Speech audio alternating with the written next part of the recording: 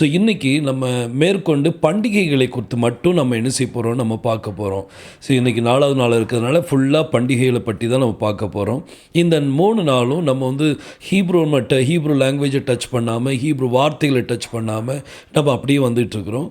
இன்னும் இன்றைக்கி நம்ம இந்த ஹீப்ரு வார்த்தைகள்லாம் வராததில் இது பொதுவாக எல்லாரும் புரியக்கூடிய அளவுக்கு நான் சொல்லிகிட்ருக்கிறேன். ஸோ கர்த்தர் பெரிய காரியங்களை செய்வாராக. இதை யூடியூப்பில் வரும்போது நீங்கள் அநேகருக்கு நீங்கள் ஷேர் பண்ணுங்கள்.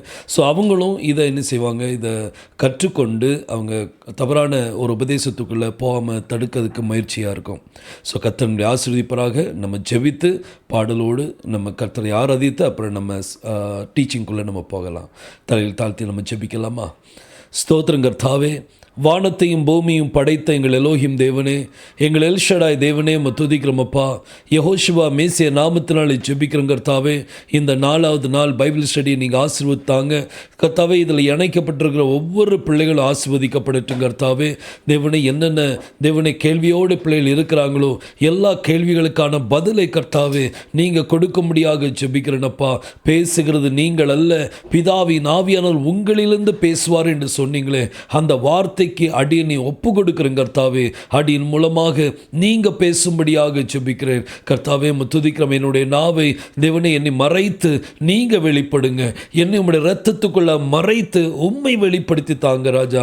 ஆசீர்வதித்தாங்க. தாழ்த்தி உம்முடைய கரத்தறிகிறோம். துதி கன மகிமையெல்லாம் நீங்கள் எடுத்துக்கொள்ளுங்க. மீட்பரும் இரட்சகருமாகிய யெகோஷுவா மேசிய நாமத்தில் கேட்டுக்கொள்கிறேன் ஜீவனுள்ள நல்ல பிதாவே. ஆமேன், ஆமேன், ஆமேன். கர்த்தர் ஆசீர்வதிப்பாராக. நம்ம ஒரு பாடலுக்குள்ளே போகலாம். கர்த்தாவே, தேவர்களில் உமக்கு ஒப்பானவர் யார் என்கிற பாடலை நாம் அவரும் சேர்ந்து இந்த பாடலை பாடி அதுக்கு பிற்பாடு நம்ம கிளாஸ்குள்ளே நம்ம போகலாம். கர்த்தாவே, தேவர்களில் உமக்கொப்பானவர் யார்? வானத்திலும் இந்த பூமியிலும் உமக்கொப்பானவர் யார்? கர்த்தாவே, தேவர்களில் உமக்கொப்பானவர் யார்? வானத்திலும் பூமியிலும் உமக்கொப்பானவர் யார்? உமக்கொப்பானவர் யார்? உமக்கொப்பானவர் யார்? உமக்கொப்பானவர் யார்? உமக்கொப்பானவர் யார்? வானத்திலும் பூமியிலும் உமக்கொப்பானவர் யார்? வானத்திலும் பூமியிலும் உமக்கொப்பானவர் யார்? செங்கடலை நீர் பிளந்து உந்தன் ஜனங்களை நடத்தி சென்றீர். செங்கடலை நீர் பிளந்து உந்தன் ஜனங்களை நடத்தி சென்றீர். நீர் நல்லவர், சர்வ வல்லவர், என்றும் வாக்கு மாறாதவர். நீர் நல்லவர், சர்வ வல்லவர், என்றும் வாக்கு மாறாதவர். உமக்கொப்பானவர் யார்? உமக்கொப்பானவர் யார்? உமக்கொப்பானவர் யார்? உமக்கொப்பானவர் யார்? வானத்திலும் பூமியிலும் உமக்கொப்பானவர் யார்? வானத்திலும் பூமியிலும் உமக்கொப்பானவர் யார்? தூதர்கள் உண்ணும் உணவால் உந்தன் ஜனங்களை போஷித்தீரே. தூதர்கள் உண்ணும் உணவால் உந்தன் ஜனங்களை போஷித்தீரே. உம்மை போல யாருண்டு இந்த ஜனங்களை நேசித்திட? உம்மை போல யாருண்டு இந்த ஜனங்களை நேசித்திட? உமக்கொப்பானவர் யார்? உமக்கொப்பானவர் யார்? உமக்கொப்பானவர் யார்? உமக்கொப்பானவர் யார்? வானத்திலும் பூமியிலும் உமக்கொப்பானவர் யார்? வானத்திலும் பூமியிலும் உமக்கொப்பானவர் யார்? கண்மலையை நீர் பிளந்து உந்தன் ஜனங்களின் தாகம் தீர்த்தீர். கண்மலையை நீர் பிளந்து உந்தன் ஜனங்களின் தாகம் தீர்த்தீர். நாமம் அதிசயம் இன்றும் அற்புதம் செய்திடுவீர். நாமம் அதிசயம் இன்றும் அற்புதம் செய்திடுவீர். உமக்கொப்பானவர் யார்? உமக்கொப்பானவர் யார்? உமக்கொப்பானவர் யார்? உமக்கொப்பானவர் யார்? வானத்திலும் பூமியிலும் உமக்கொப்பானவர் யார்? வானத்திலும் பூமியிலும் உமக்கொப்பானவர் யார்? கர்த்தாவே, தேவர்களில் உமக்கொப்பானவர் யார்? வானத்திலும் இந்த பூமியிலும் உமக்கொப்பானவர் யார்? கர்த்தாவே, தேவர்களில் உமக்கொப்பானவர் யார்? வானத்திலும் இந்த பூமியிலும் உமக்கொப்பானவர் யார்? ஹல்லேலூயா. கர்த்தர் பெரிய காரியங்களை செய்வாராக. நம்முடைய வாழ்க்கையில் என்னென்ன பிரச்சனை வந்தாலும் அவர் நம்ம கூட இருக்கிறார். ஜீவனுள்ள தேவன் நம்ம கூட இருக்கிறார். அவர் செங்கடலை ரெண்டாக பிளந்தார். அவர் பெரிய மகத்தான தேவன் நம்ம கூட இருக்கிறார். தேவாதி தேவனும் ராஜாதி ராஜாவும் இருக்கிறார். பாதையெல்லாம் அடப்பட்டிருக்கிற நேரத்தில் கர்த்தர் செங்கடலை ரெண்டாக பிளந்து கொடுத்தார். அதே தேவன் இன்றும் ஜீவிக்கிறார். ஆகாரம் இல்லாமல் தவிக்கிற நேரத்தில் வானத்திலிருந்து மன்னாவை பொழிய பண்ண தேவன். தூதர்கள் சாப்பிட்ட மன்னாவை சாப்பிட்டாங்கன்னு சொல்லி பைபிள் சொல்லுது. அவர் இன்னைக்கு நம்மளை போஷிக்கிறவர் அவர் தான். தாகத்தை தீர்க்கிறவும் அவர் தான். நீங்கள் எந்த சூழ்நிலை இருந்தாலும் கர்த்தர் இந்த சூழ்நிலை உங்களுக்கு மாற்றி தருவார். தேவனால் கூடாத காரியம் ஒன்றுமே இல்லை. அவரை முழுமையாக நம்புங்க, கர்த்தர் பெரிய காரியங்களை செய்வார். சரி, நம்ம இப்போ வகுப்புக்குள்ளாக போகலாம், பைபிள் ஸ்டடிக்குள்ளாக போகலாம். நம்ம இது வரைக்கும் நம்ம ஃபீஸ்ட்டை பற்றி இன்றைக்கி நம்ம ஃபீஸ்ட்டை பற்றி தான் நம்ம பார்க்க போகிறோம். போன கிளாஸில் நம்ம எல்லாமே வேதத்தில் உள்ள பண்டிகைகளை நம்ம கொண்டாடலாம், இதுதான் நம்மளுடைய டாபிக் இருந்துச்சு. இந்த டாப்பிக்குள்ளே வர்றதுக்கு முன்னாடி 3 நாளும் நம்ம ஃபவுண்டேஷன் மட்டும்தான் நம்ம என்ன செய்தோம் பார்த்தோம். இந்த ஃபவுண்டேஷன் உங்களுக்கு புரிஞ்சிருக்கும்னு நான் நினைக்கிறேன். அதாவது யெகோஷுவா யார்? அவர் யூதா கோத்திரம். யூதா கோத்திரத்தில் இருந்தும் அதிலிருந்து அவர் பிரதான ஆசாரியனாக மாற்றுறார். அதாவது லேவி கோத்திரத்தில் தான் வரணும். ஆனால் யூத கோத்திரமாக பிறந்தும் மாம்சத்தின்படி அவர் யூதா கோத்திரத்தில் பிறந்தார். ஆனால் அவர் பிரதான ஆசிரியர் மாற முடியாது. ஆனால் இங்கே சட்டம் மாற்றப்படுது, நியாயப்பிரமாணம் மாற்றப்படுது. நியாயப்பிரமாணம் இங்கே மாறிட்டு, அதனால தான் பைபிள் சொல்லுது நியாயப்பிரமாணம் மாற்றப்பட்டிருக்க இது ஆசாரித்துவம் மாற்றப்பட்டிருக்க நியாயப்பிரமாணமும் மாற்றப்பட வேண்டி இருக்குதே. பவுல் இந்த காரியத்தை சொல்கிறார். எபிரேயர்கள் நிருபம் 7ஆம் அதிகாரம் 12ஆம் வசனத்தை அதை நீங்கள் பார்க்கலாம். ஸோ இந்த ஸ்டடீஸை நம்ம பார்த்துட்டே வரோம். எப்படிலாம் அப்புறம் இந்த நியாயப்பிரமாணம் எப்படிலாம் சேஞ்ச் ஆயிடுச்சு அப்படின்னு நம்ம பார்த்தோம். கிறிஸ்துவனுடைய பிரமாணம் வரும்போது பாருங்கள், மோசஸ் மூலமாக நியாயப்பிரமாணம் கொடுக்கப்பட்டது. கிறிஸ்துவின் மூலமாக யெகோஷுவா மூலமாக நம்மளுக்கு கிருபையும் சத்தியமும் நம்மளுக்கு கொடுக்கப்பட்டது. இந்த பிரமாணத்தை அவர் என்ன செய்கிறார்? மாற்றுறார். நீங்கள் அவருடைய டீச்சிங்கில், யெகோஷுவானுடைய டீச்சிங்கில் நீங்கள் பார்த்தீங்கன்னா சில பிரமாணங்கள் அவர் டோட்டலாகவே என்ன செஞ்சிட்டார்? டோட்டலாகவே மாற்றிட்டார். சில பிரமாணங்களை அவர் என்ன செய்யலை? மாற்றவே இல்லை, அது சேஞ்சே பண்ணலை. அப்படிங்கிறதுக்கு கொஞ்சம் உதாரணங்களை பார்த்தோம். அதுமாதிரி சில பிரமாணங்களை அவர் என்ன செஞ்சிட்டார்? அதிகப்படுத்திட்டார். சில பிரமாணங்களை அவர் குறைச்சிட்டார் அப்படின்னு சொல்லி பார்த்தோம். அப்புறம் சில பிரமாணங்களை ஆவிக்குரியதாக மாற்றிட்டார் அப்படிங்கிறது பார்த்தோம். ஸோ இது நான் 2-3 அப்படி எக்ஸாம்பிள் மட்டும்தான் கொடுத்துருந்தேன். நீங்கள் தான் இனிமேல் மிச்சம் எல்லாத்தையும் தேடணும். நீங்கள் எல்லாத்தையும் என்ன செய்யுங்க? தேடுங்க. இந்த பிரமாணங்கள் என்னென்ன பிரமாணங்கள்லாம் கர்த்தர் மாற்றிருக்கார், எப்படி மாற்றிருக்கார், அதை கொஞ்சம் அலசி பாருங்கள். உங்களுக்கு கர்த்தர் அந்த கிருபைகளை உங்களுக்கு கொடுப்பார். தேவனால் கூடாத காரியம் ஒன்றுமில்லை. அவர் கண்களை திறப்பார். தாவீது சங்கீதக்காரன் 119 சங்கீதம் 18 வசனத்தில் ஜெபித்த பொழுது, கர்த்தாவே வேதத்தின் மகத்துவங்களை அறிந்து கொள்ளும்படி என் கண்களை திறந்துள்ளும் அப்படி சொன்னார். அப்போ இந்த ஆவிக்குரிய கண் திறக்கப்பட்டாதான் இந்த காரியங்கள்லாம் கண்டுபிடிக்க முடியும். ஸோ ஜெபித்து இந்த வசனத்தை சொல்லி ஜெபிங்க. ஜெபித்து விட்டு அதுக்கு பிறகு நீங்கள் தியானம் பண்ண ஆரம்பிங்க. கர்த்தர் எங்கெங்கெல்லாம் அவர் மாற்றிருக்காருங்கிறது உங்களுக்கு புரிய வரும். ஸோ இந்த ஸ்பிரிச்சுவல் இந்த கர்த்தர் பிரமாணங்களை மாற்றும் போது கடைசி 5வது பாயிண்ட் நம்ம வரும்போது அதில் நம்ம பார்த்தோம், அது அந்த பிரமாணத்தை ஆவிக்குரிய பிரமாணமாக என்ன செஞ்சுருக்கிறார், மாற்றிருக்கிறார். பாருங்கள், இதில் நம்ம ஒரு வசனத்தில் வாசிக்கலாம். கொலோசியருக்கு எழுதின நிருபம் அதில் 2ஆம் அதிகாரம் 16ஆம் வசனத்தை நான் வாசிக்கலாம்.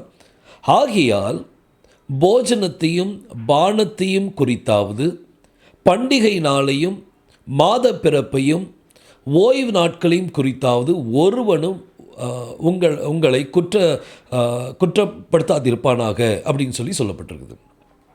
இந்த வசனத்தை மையமாக வச்சு நம்ம எல்லா காரியத்தையும் என்ன செய்ய போகிறோம், பார்க்க போகிறோம். இதுக்கு அடுத்த வசனத்தை நீங்கள் பார்த்தீங்கன்னா அதில் பைபிள் சொல்லுது, அந்த இவைகள் வரும் காரியத்துக்கு நிழலாக இருக்கிறது, அவையினுடைய பொருள் கிறிஸ்துவை பற்றினது அப்படின்னு சொல்லி கொடுத்ததை நம்ம பார்த்தோம். நம்ம ஏற்கனவே நேற்று தினத்தில் இந்த வசனத்தை நம்ம தியானித்தோம். ஸோ இந்த மேலே கொடுக்கப்பட்ட இந்த 16ஆம் வசனத்தில் கொடுக்கப்பட்ட காரியங்கள் இது எல்லாமே நிழல். இது நிஜமல்ல, இது நிழல். இந்த நிழல் இது யாரை பற்றினது, கிறிஸ்துவை பற்றினது. அப்போ இதில் என்னென்ன பாயிண்ட்லாம் கொண்டு வரார் இந்த கொலோசியர் 2:16 17 நீங்கள் பார்த்தீங்கன்னா அதில் அவர் போஜன பலி, பான பலி, பலிகளை பற்றி சொல்கிறார், ஆஃபரிங்ஸை பற்றி சொல்கிறார்.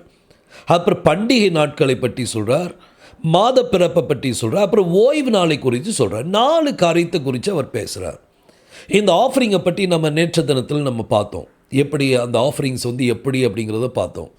ஆஃபரிங்கில் அதில் நம்ம பார்த்தோம் பஸ்கா பலி, அது ஒரு பண்டிகையும் கூட. ஆனால் அதில் பலி கொடுப்பாங்க. அதில் பலி கொடுத்தா அதை என்ன செய்வோம், அந்த வருஷமே பஸ்கா பலியில் தான் என்ன செய்யுது, ஆரம்பமாகுது. அதுக்கு பிறகு நம்ம நிறைய பலிகள், பாவ நிவாரண பலி, சர்வாங்க தகன பலி, குற்ற நிவாரண பலி, அப்புறம் சமாதான பலி, போஜன பலி, பான பலி, இப்படி நிறைய பலிகளை குறித்து நம்ம வேதத்தில் யெகோஷுவாவோடு நம்ம அவர் எப்படி நிறைவேற்றினார் அப்படிங்கிறத பார்த்தோம். இன்னும் நிறைய பலிகள் இருக்குது, போக்காடு, பலியாடு அப்படின்னு சொல்லிலாம் இருக்குது. ஸோ இதெல்லாம் ஒன்று. இன்னும் குருவிகளை பலி கொடுக்குறாங்க, என்ன புறாக்களை பலி கொடுக்குறாங்க, காளைகளை பலி கொடுக்குறாங்க. இது எல்லாமே யெகோஷுவாவை தான் குறிக்கும். ஸோ அதை பற்றி நம்ம விவரமாக வெறும் பலிகளை பற்றி ஒரு டீச்சிங் வைக்கும்போது அதை பற்றி விவரமாக நம்ம என்ன செய்யலாம், நம்ம பார்க்கலாம். இப்போ இன்றைக்கி நம்ம பார்க்க போகிறது பண்டிகைகளை பற்றி பார்க்க போகிறோம். இந்த பண்டிகைகள் நம்ம கொண்டாடணுமா கொண்டாடக்கூடாதா அப்படிங்கிற காரியத்தை குறித்து நம்ம பார்க்க போகிறோம். பண்டிகைகளில் மொத்தம் இந்த நியாயப்பிரமாண புஸ்தகத்தில், அதாவது தோராவில் மொத்தம் 7 பண்டிகைகள் என்ன செய்யப்பட்டிருக்கு, கொடுக்கப்பட்டிருக்குது. 7 பண்டிகைகள். அது பஸ்கா பலி, அதுதான் முதல் பலி, அதுதான் முதல் பண்டிகை அவங்களுக்கு. அதுக்கு பிறகு புளிப்பில்லா அப்ப பண்டிகை, அப்புறம் முதல் கனி, அப்புறம் பெந்தைகோஸ்தே என்னும் நாள் அப்படிங்கிறது நம்ம பைபிளில் படிக்கிற அந்த காரியங்கள். வார பண்டிகைன்னு சொல்லுவாங்க. அதை நம்ம பைபிளில் பெந்தைகோஸ்தே நாள் அப்படின்னு சொல்லி கொடுக்கப்பட்டிருக்குது. அப்புறம் எக்கால பண்டிகை, அப்புறம் அதாவது டே ஆஃப் அட்டோன்மெண்ட், யோம் கிப்பூர் அப்படின்னு சொல்லுவாங்க. அப்புறம் கூடார பண்டிகை. இப்படி 7 பண்டிகைகள் நம்ம தோராவில், அதாவது நியாயப்பிரமாண புஸ்தகத்தில் இந்த 7 பண்டிகைகளை பற்றி என்ன செய்யப்பட்டிருக்கு, கொடுக்கப்பட்டிருக்கு. இது நல்லா நீங்கள் எழுதி வச்சுக்கிடுங்க. இதை நம்ம ஸ்டடிக்குள்ளே போகிறதுனால நீங்கள் எல்லாத்தையுமே நோட் டவுன் பண்ணி வைங்க. நான் முதல்ல நம்ம அப்படி தான் நினச்சோம், சரி எல்லாம் தான் யூடியூப்பில் இருக்குதே, அதனால் எல்லாம் நம்ம கேட்டுடலாம், பிறகு கூட கேட்கலன்னு நினச்சோம். ஆனால் யூடியூப்பை யாரோ ஒருத்தர் ஹேக் பண்ணி கடைசியில் இந்த யூடியூப் சேனலே வர முடியாத அளவுக்கு அவங்க பண்ணிட்டாங்க. பரவாயில்ல, அது கர்த்தர் அவங்களை ஆசீர்வதிக்கட்டும். ஆனால் அதே போல் இதை நினச்சிடாதீங்க, நீங்கள் எல்லாத்தையுமே எழுதி வைங்க. எல்லாத்தையும் நீங்கள் அப்படியே டிட்டோ நீங்கள் எழுதி வச்சிங்கன்னா கர்த்தர் பெரிய காரியங்களை செய்வார். ஓகே, இந்த 7 பண்டிகைகள் இது ரொம்ப முக்கியமான பண்டிகைகள், யூதர்களுக்கு ரொம்ப முக்கியமான பண்டிகைகள் இது. ஸோ இதில் ஒரு சில பண்டிகைகள் பேர் அவங்க என்ன செஞ்சிட்டாங்க, கொஞ்சம் மாற்றிட்டாங்க. ஆனால் பண்டிகைகள் அதே பண்டிகைகள் தான், அதே மாதிரி தான் அவங்க என்ன செய்வாங்க, கொண்டாடுவாங்க. இப்போது கேள்வி என்ன அப்படின்னா, நம்ம இந்த பண்டிகையை கொண்டாடணுமா? இதுதான் கேள்வி. இந்த 7 பண்டிகையும் சொல்லப்பட்ட 7 பண்டிகையும் நம்ம கொண்டாட வேண்டி இருக்குதா? புறஜாதியாரிய நம்ம இந்த பண்டிகைகள் ஆசரிக்க வேண்டி இருக்குதா இல்லையா அப்படிங்கிறது தான் பார்க்க போகிறோம். ஆனால் பண்டிகை என்னது? நம்ம கொலோசியர் 2:16 பார்த்தோம். அது ஒரு நிழல். அந்த பண்டிகை என்னது? அது ஒரு நிழல். 2:17 அது சொல்லப்பட்டிருக்குது. இந்த பண்டிகை ஒரு நிழல், அது நிஜம் அல்ல, நிழல். அந்த நிழல், அந்த பண்டிகையை பார்த்து நீங்கள் யாரை பார்க்கணும்? மேசிய. அதனுடைய பொருள் கிறிஸ்துவை பற்றினது. அப்போ நம்ம எல்லா பண்டிகையும் அது கிறிஸ்துவுக்குள்ளே நிறைவேறும். கிறிஸ்துவுக்கும் மணவாட்டிக்குள்ள ஒரு இணைப்பு. இந்த பண்டிகை யாருக்குள்ளது அப்படின்னா, அது தேவன் சொல்கிறார், யெகோவா தேவன் சொல்கிறார், என்னுடைய பண்டிகை அப்படின்னு சொல்கிறார். அப்போ அவருடைய பண்டிகை அப்படின்னு வரும்போது, இந்த பண்டிகை அன்னைக்கு மோசே மூலமாக கொடுக்கப்பட்ட இந்த 7 பண்டிகை நீங்கள் பார்த்தீங்கன்னா இது எல்லாமே ஒரு நிழல், எல்லாமே ஒரு நிழல். நம்ம யோவான் 5:39 நம்ம ஏற்கனவே பார்த்தோம். அது வேத வாக்கியங்களை ஆராய்ந்து பாருங்கள். அந்த வேதத்தில் தான் இந்த 7 பண்டிகை இருக்குது. இந்த 7 பண்டிகையும் ஆராய்ந்து பாருங்கள், அவைகளில் நித்திய ஜீவன் உண்டு என்று எண்ணுகிறீர்களே, என்னை குறித்து சாட்சி கொடுப்பவைகளும் அவைகளே. அப்போ இந்த 7 பண்டிகை, இந்த 7 பண்டிகை யாரை பற்றி சொல்லுது? இந்த 7 ஃபீஸ்ட் நாங்கள் டிஸ்பிளே பண்ணுறோம் பாருங்கள். இந்த 7 பண்டிகையும் நான் உங்களுக்கு சைடில் டிஸ்பிளே பண்ணுறோம். இந்த 7 பண்டிகையும் உங்களுக்கு எல்லாமே கிறிஸ்துவை பற்றினது, எல்லா கிறிஸ்துவை பற்றினது பைபிள் தெளிவாக சொல்லுது. பவுல் அப்போஸ்தலனாகிய பவுல் நம்மளுக்கு தெளிவாக சொல்கிறார், இது எல்லாமே கிறிஸ்துவை பற்றினது. பாஸ்ஓவர், இந்த பாஸ்ஓவர், அப்புறம் புளிப்பில்லா அப்ப பண்டிகை, ரொம்ப இன்ட்ரெஸ்டிங் டாபிக் இதெல்லாம். கர்த்தர் சித்தமான இதை பற்றி எபிரேய வார்த்தைகளை எடுத்து நம்ம செப்பரேட்டாக ஒரு நாள் நம்ம இதை தனியாக என்ன செய்யலாம், நம்ம பார்க்கலாம். ஏற்கனவே பார்த்துருந்தோம், அது அந்த யூடியூப் சேனலில் இருந்து அப்படி அது டிலீட் ஆகிடுச்சு, அது போயிட்டது, ஹேக் பண்ணி அது சஸ்பென்ஷனில் இருக்குது. ஆனால் மீண்டும் நம்ம என்ன செய்யலாம், பார்க்கலாம். கர்த்தர் பெரிய காரியங்களை செய்வார். இப்போ நம்ம முதலாவது நம்ம பஸ்கா பண்டிகை குறித்து நம்ம பார்க்கலாம். இந்த பஸ்கா பண்டிகை எப்பவும் ஆசரிக்கணும். இதை பேசாக் அப்படின்னு சொல்லுவாங்க. இதை நீங்கள் யாத்திராகமோ 12:11 நீங்கள் பார்த்தீங்கன்னா, இஸ்ரவேல் ஜனங்கள் எகிப்து விட்டு வெளியே வரும்போது அவங்க வீடுகளில் என்ன செய்தாங்கன்னா, ஆட்டை என்ன செய்தாங்க, பலி கொடுத்தாங்க. இந்த இமேஜை பாருங்கள், ஆட்டை என்ன செய்தாங்க, பலி கொடுத்தாங்க. ஒவ்வொரு வீடுலேயும் ஆட்டை என்ன செய்தாங்க, பலி கொடுத்தாங்க. அந்த பலி கொடுத்த பிறகு அந்த ஆட்டினுடைய இரத்தத்தை அவங்க நிலைக்கால்களில் என்ன செய்தாங்க, டோர் போஸ்டில் போட்டாங்க, டோர் போஸ்டில் போட்டாங்க அவங்க. ஸோ இப்படி இந்த இஸ்ரவேல் ஜனங்கள் எகிப்திலிருந்து அவங்க வெளியே வரும்போது அங்கே பஸ்காவை ஆசரித்தாங்க, பஸ்கா பலி கொடுத்தாங்க. பஸ்கா பலி கொடுத்து அந்த பஸ்கா பலியை அவங்க இரத்தத்தை எடுத்து நிலைக்கால்கள் என்ன செய்தாங்க, பூசினாங்க. இந்த மாதிரி பூசினாங்க. ஏன்னா சங்கார தூதன் உள்ள பிரவேசிக்கக்கூடாது அப்படிங்கிறதுக்காக இந்த காரியத்தை பண்ணாங்க. அந்த காரியம்தான் அதுதான் பஸ்கா, அதை பேஷாக் அப்படின்னு சொல்லுவாங்க. இதை நீங்கள் யாத்திராகமம் 12 அதில் 11 நம்ம எல்லாரும் இந்த வசனத்தை நம்ம வாசிக்கலாம். அதை புசிக்க வேண்டிய விதமாவது நீங்கள் உங்கள் அறைகளில் கச்சை கட்டிக்கொண்டும் உங்கள் கால்களில் பாதரட்சை தொடுத்துக்கொண்டும் உங்கள் கையில் தடி பிடித்துக் கொண்டும் அதை தீவிரமாய் புசிக்க கடவீர்கள். அது கர்த்தருடைய பஸ்கா. அது கர்த்தருடைய பஸ்கா. அது என்னதான்? அதுதான் பஸ்கா.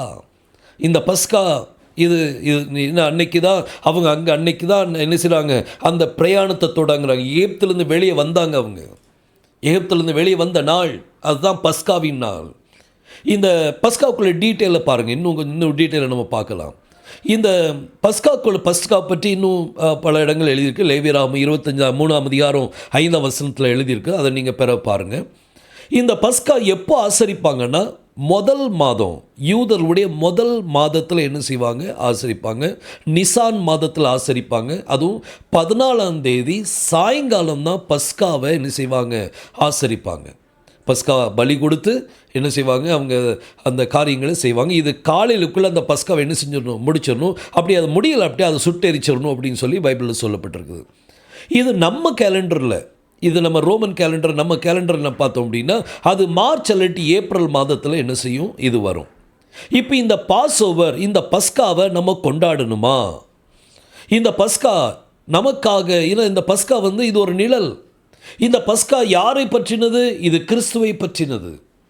இந்த பஸ்கா இது ஒரு நிழல். இது யாரை பற்றினது? இது கிறிஸ்துவை தான் குறிக்கும். அப்போ கிறிஸ்து நமக்காக என்ன செஞ்சிருக்கிறார்? பஸ்கா பலியாக மரிச்சிருக்கிறார். பாருங்க, 1 கொரிந்தியர் 5ஆம் அதிகாரம் 7ஆம் வசனத்தை வாசிக்கலாம். ஆகையால் நீங்கள் புளிப்பில்லாதவர்களாய் இருக்கிறபடியே புதிதாய் பிசைந்த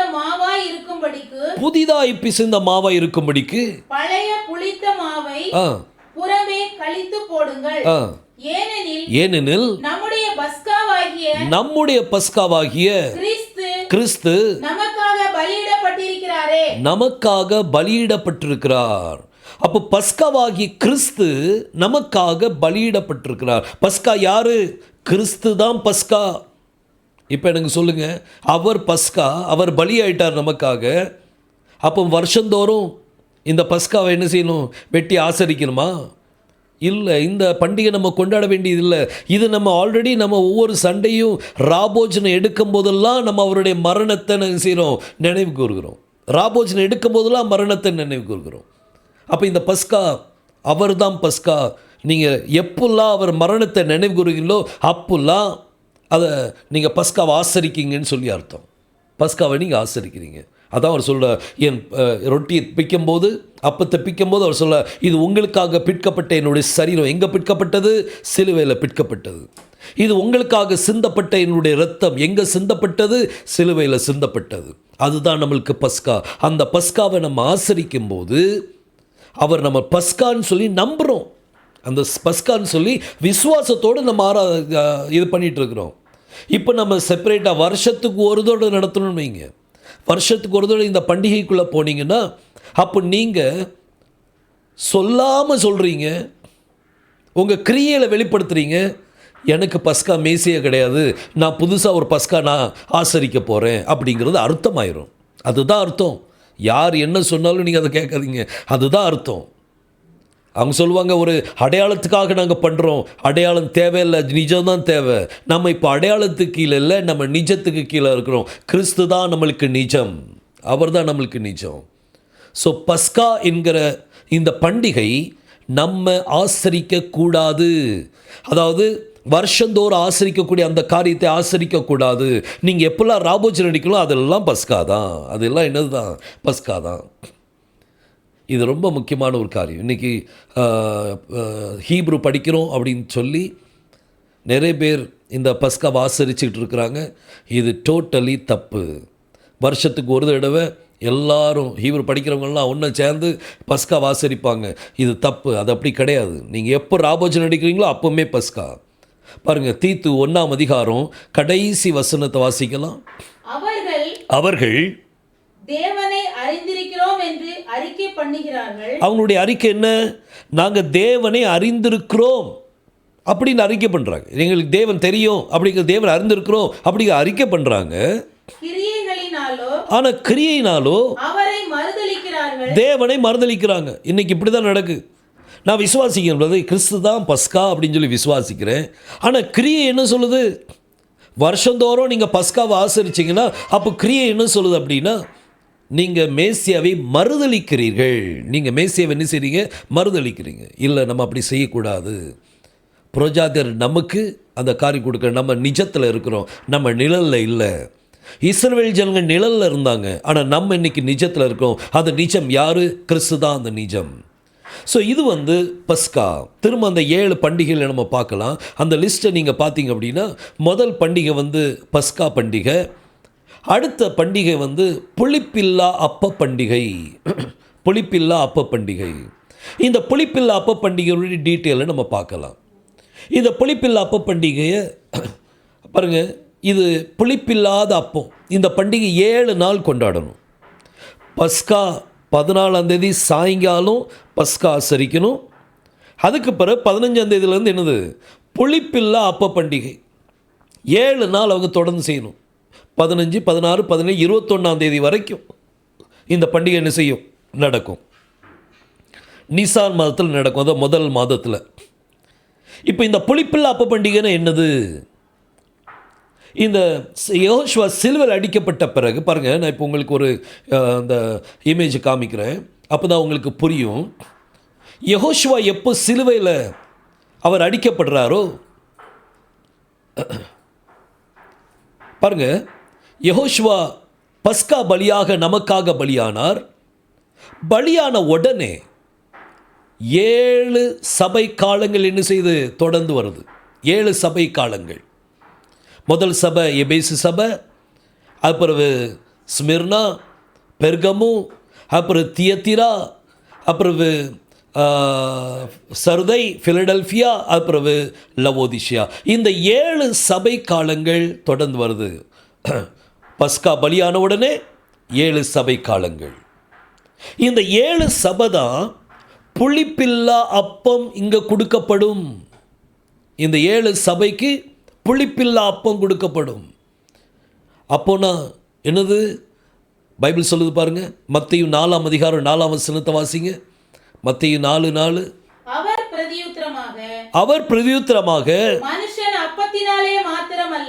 மனுஷன் அப்பத்தினாலே மாத்திரமல்ல தேவனுடைய வாயிலிருந்து புறப்படுகிற ஒவ்வொரு வார்த்தையினாலும் பிழைப்பான் என்று எழுதியிருக்கிறதே என்றார். அப்போ தேவனுடைய வாயிலிருந்து புறப்பட ஒவ்வொரு வார்த்தையும் அது புளிப்பில்லா அப்பம், அதில் புளிப்பு கிடையாது. இந்த புளிப்பில்லாத அப்பம் இந்த 7 சபை காலத்தில் என்ன செய்கிறாங்க, கர்த்தர் கொடுக்கிறார். 7 சபை காலத்துக்கு கர்த்தர் புளிப்பில்லா அப்பத்தை என்ன செய்கிறார், கொடுக்கிறார். யார் மூலமாக கொடுக்கிறார்? அந்த சபைக்கு பேர் மேலே ஒரு நட்சத்திரம் கொடுத்துருக்கேன் பாருங்க. அந்த நட்சத்திரங்கள் யார் அப்படின்னா அது 7 சபையின் தூதர்கள். 7 சபையின் தூதர்கள் மூலமாக கர்த்தர் என்ன செய்கிறாருன்னா அவங்களுக்கு ஆகாரத்தை கொடுக்க, சபைக்கு ஆகாரத்தை கொடுக்கிறார். எப்படிப்பட்ட ஆகாரம்? புளிப்பில்லாத அப்பத்தை கொடுக்கிறார். இதுதான் பண்டிகை. சிலுவையில் பஸ்காவா கர்த்தர் மரித்தார். அதுக்கு பிறகு சபை நடுவே அவர் புளிப்பில்லா அப்பத்தை கொடுக்கிறாரு. புளிப்பில்லாத அப்பம், எந்த கலங்கும் இல்லாத ஒரு அப்பம், அந்த அப்பத்தை நம்மளுக்கு கொடுக்கிறார். இந்த பாருங்க, இது எல்லாமே ஆவிக்குரிய ஒரு விஷயம். இந்த புளிப்பில்லா அப்ப பண்டிகை என்னது? மணவாட்டிக்கு ஆகாரத்தை கொடுக்கக்கூடிய ஒரு பண்டிகை. கர்த்தர் நம்மளுக்கு ஆகாரத்தை கொடுக்குறார். நீங்கள் நிழலை பார்த்தீங்கன்னா பண்டிகை நாளில் ஒவ்வொரு பண்டிகையிலையும் அவங்க என்ன செய்வாங்க, பலி கொடுக்கணும். இங்கே நம்ம பலி கொடுக்க வேண்டியதில்லை, ஏன்னா நம்மளுக்கு பலி யார்? கிறிஸ்து தான் நம்மளுக்கு பலி. அப்போ இந்த 7 சபை காலத்தில் அவர் நம்மளுக்கு என்ன செய்கிறார் அப்படின்னா அவர் நம்மளுக்கு ஆகாரத்தை கொடுக்கிறார். அது எப்படிப்பட்ட ஆகாரம்? புளிப்பில்லாத ஆகாரத்தை கொடுக்கிறார். புளிப்பில்லாத அப்பத்தை என்ன செய்கிறார், நம்மளுக்கு கொடுக்கிறார். புளிப்பில்லாத ஒரு அப்பம். அதேமாரி கர்த்தர் ஒரு காரியத்தை எச்சரிக்கவும் செய்தார்ல. மத்தேயு 16ஆம் அதிகாரம் அதில் 6ஆம் வசனத்தை நீங்கள் வாசிங்க. மத்தேயு 16:6. இயேசு சீஷர்களை நோக்கி பரிசேயர் சதுசேயர் என்பவர்களின் புளித்த மாவை குறித்து எச்சரிக்கையாயிருங்கள் என்றார். அப்போ பரிசேயர் சதுசேயர் என்பவர்களுடைய புளித்த மாவு என்ன? அது புளித்த மாவு என்ன? கர்த்தர் எச்சரிக்கை கொடுத்துட்டாரு. பரிசேயர் சதுசேயர் என்பவருடைய புளித்த மாவை குறித்து எச்சரிக்கையாயிருங்க அப்படின்னு சொல்லி சொன்னார். அப்போ இந்த புளித்தமா என்ன? புளிப்பில்லாத அப்போ எது? புளிப்பில்லாத அப்போ எது? தேவனுடைய வாயிலிருந்து புறப்படுகிற வார்த்தை தான் புளிப்பில்லாத அப்பம். புளித்த மாவு எது? பரிசேயர் சதுசேயர் என்பவருடைய புளித்த மாவை குறித்து எச்சரிக்கையாயிருங்கள் அப்படின்னு சொல்லி சொல்கிறார். புளிப்புனா என்னது? ரொம்ப பழசு, அப்படியே வச்சுருப்பாங்க. புளித்த மாவு எல்லாம் புளிச்சு போயிருக்கும். பரிசேயர் சதுசேயர் என்பவருடைய புளித்த மாவை குறித்து எச்சரிக்கையாயிருங்கள் என்றார். அடுத்த வசனம் வாசிங்க. நாம் அப்பங்களை கொண்டு வராதபடியால் இப்படி சொல்லுகிறார் என்று அவர்கள் தங்களுக்குள்ளே யோசனை பண்ணி கொண்டார்கள். அவங்க யோசனை எப்படி இருக்குன்னா நம்ம அப்பம் கொண்டு வரல போல, அதனால தான் அப்படி சொல்றாரோ அப்படின்னு நினைச்சாங்க. அடுத்த வாசிங்க. இயேசு அதை அறிந்து அற்ப விசுவாசிகளே, ஆ அப்பங்களை கொண்டு வராததை குறித்து ஆ நீங்கள் உங்களுக்குள்ளே யோசனை பண்ணுகிறது என்ன? ஆ இன்னும் நீங்கள் உணரவில்லையா? இன்னும் நீங்க உணரலையா? 5 அப்பங்களை ஆ 5000 பேருக்கு பகிர்ந்ததையும் ஆ மீதியானதை ஆ எத்தனை கூடை நிறைய எடுத்தீர்கள் என்பதையும், ம் 7 அப்பங்களை ஆ 4000 பேருக்கு பகிர்ந்ததையும் ஆ மீதியானதை எத்தனை கூடை நிறைய எடுத்தீர்கள் என்பதையும் ஆ நீங்கள் நினைவு கூறாமல் இருக்கிறீர்களா?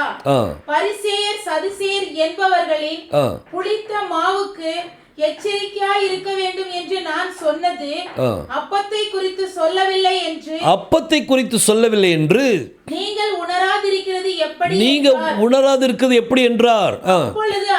அப்பொழுது அவர் அப்பத்தின் புளித்த மாவை குறித்து அப்பத்தின் புளித்த மாவை குறித்து எச்சரிக்கையாய் இருக்க வேண்டும் என்று சொல்லாமல் ஆ பரிசேயர் சதுசேயர் என்பவர்களின் ஆ உபதேசத்தை குறித்தே அப்படி சொன்னார் என்று அறிந்து கொண்டார்கள். அவங்க உபதேசத்தை குறித்து பேசினார்.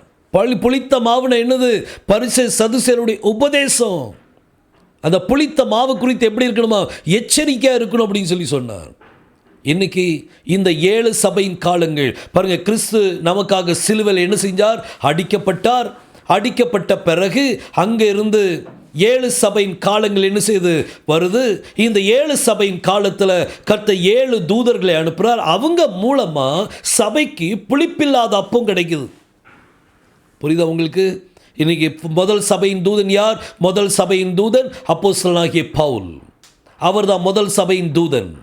இந்த தூதன் மூலமா கர்த்தர் புளிப்பில்லாத அப்பத்தை கொடுத்தார். புளிப்பில்லாத அப்பம் இன்னைக்கு வரைக்கும் அதை சாப்பிட்டுட்டு தான் இருக்கோம். நம்ம புளிப்பில்லாத அப்பத்தை சாப்பிட்டுட்டு இருக்கிறோம். புளிப்பில்லாத அப்பம். புளிப்பு எப்போ ஆயிரும்? வெளியிலேருந்து ஒரு ஈஸ்ட்டை உள்ள நுழைச்சாச்சுன்னா அந்த மாவு எப்படி ஆயிரும்? புளிப்பாயிரும். வெளியில் உள்ள உபதேசத்தை நீங்கள் உள்ளே கொண்டு வரக்கூடாது. பாருங்க, மார்க் எழுதின சுவிசேஷம் 7ஆம் அதிகாரம் அதில் 7ஆம் வசனத்தை நீங்கள் வாசிங்க. மனுஷனுடைய கற்பனைகளை உபதேசங்களாக போதித்து வீணாய் எனக்கு ஆராதனை செய்கிறார்கள் என்றும். அது வீணான ஒரு ஆராதனை. மனுஷனுடைய கற்பனை உபதேசமா போதிப்பாங்க. இது புளிப்புள்ள அப்பம். புளிப்புள்ள அப்பம். புளிப்பில்லாத அப்பம் என்னது? அது தேவனுடைய வார்த்தை அப்படியே பேசுறது தான் என்னது? புளிப்பில்லாத அப்பம். இன்னைக்கு பஸ்கா அப்படின்னு சொல்லும்போது அது கிறிஸ்து தான் பஸ்கா. யெகோஷுவா நமக்காக சிலுவையில் அடிக்கப்பட்டார். அதுதான் நம்மளுக்கு பஸ்கா. பஸ்கா முடிஞ்ச உடனே 7 சபை காலங்கள் என்ன செய்து வருது? அந்த 7 சபையின் காலங்கள் தான் 7 நாள் பண்டிகை. அந்த 7 நாள் பண்டிகை அங்கே தான் வரும்.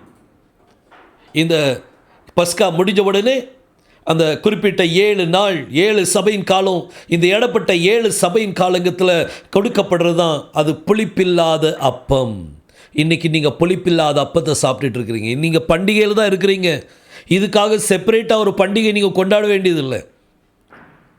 இன்றைக்கி யூதர்கள் மத்தியில் இப்படி பண்டிகை கொண்டாடும்போது ஒரு 4-5 நாளைக்கு முந்தையே அவங்க வீட்டில் ப்ரெட் இருக்குல்ல, ப்ரெட்டை வீட்டுக்குள்ளே அங்கங்கே போட்டு வச்சுருப்பாங்க.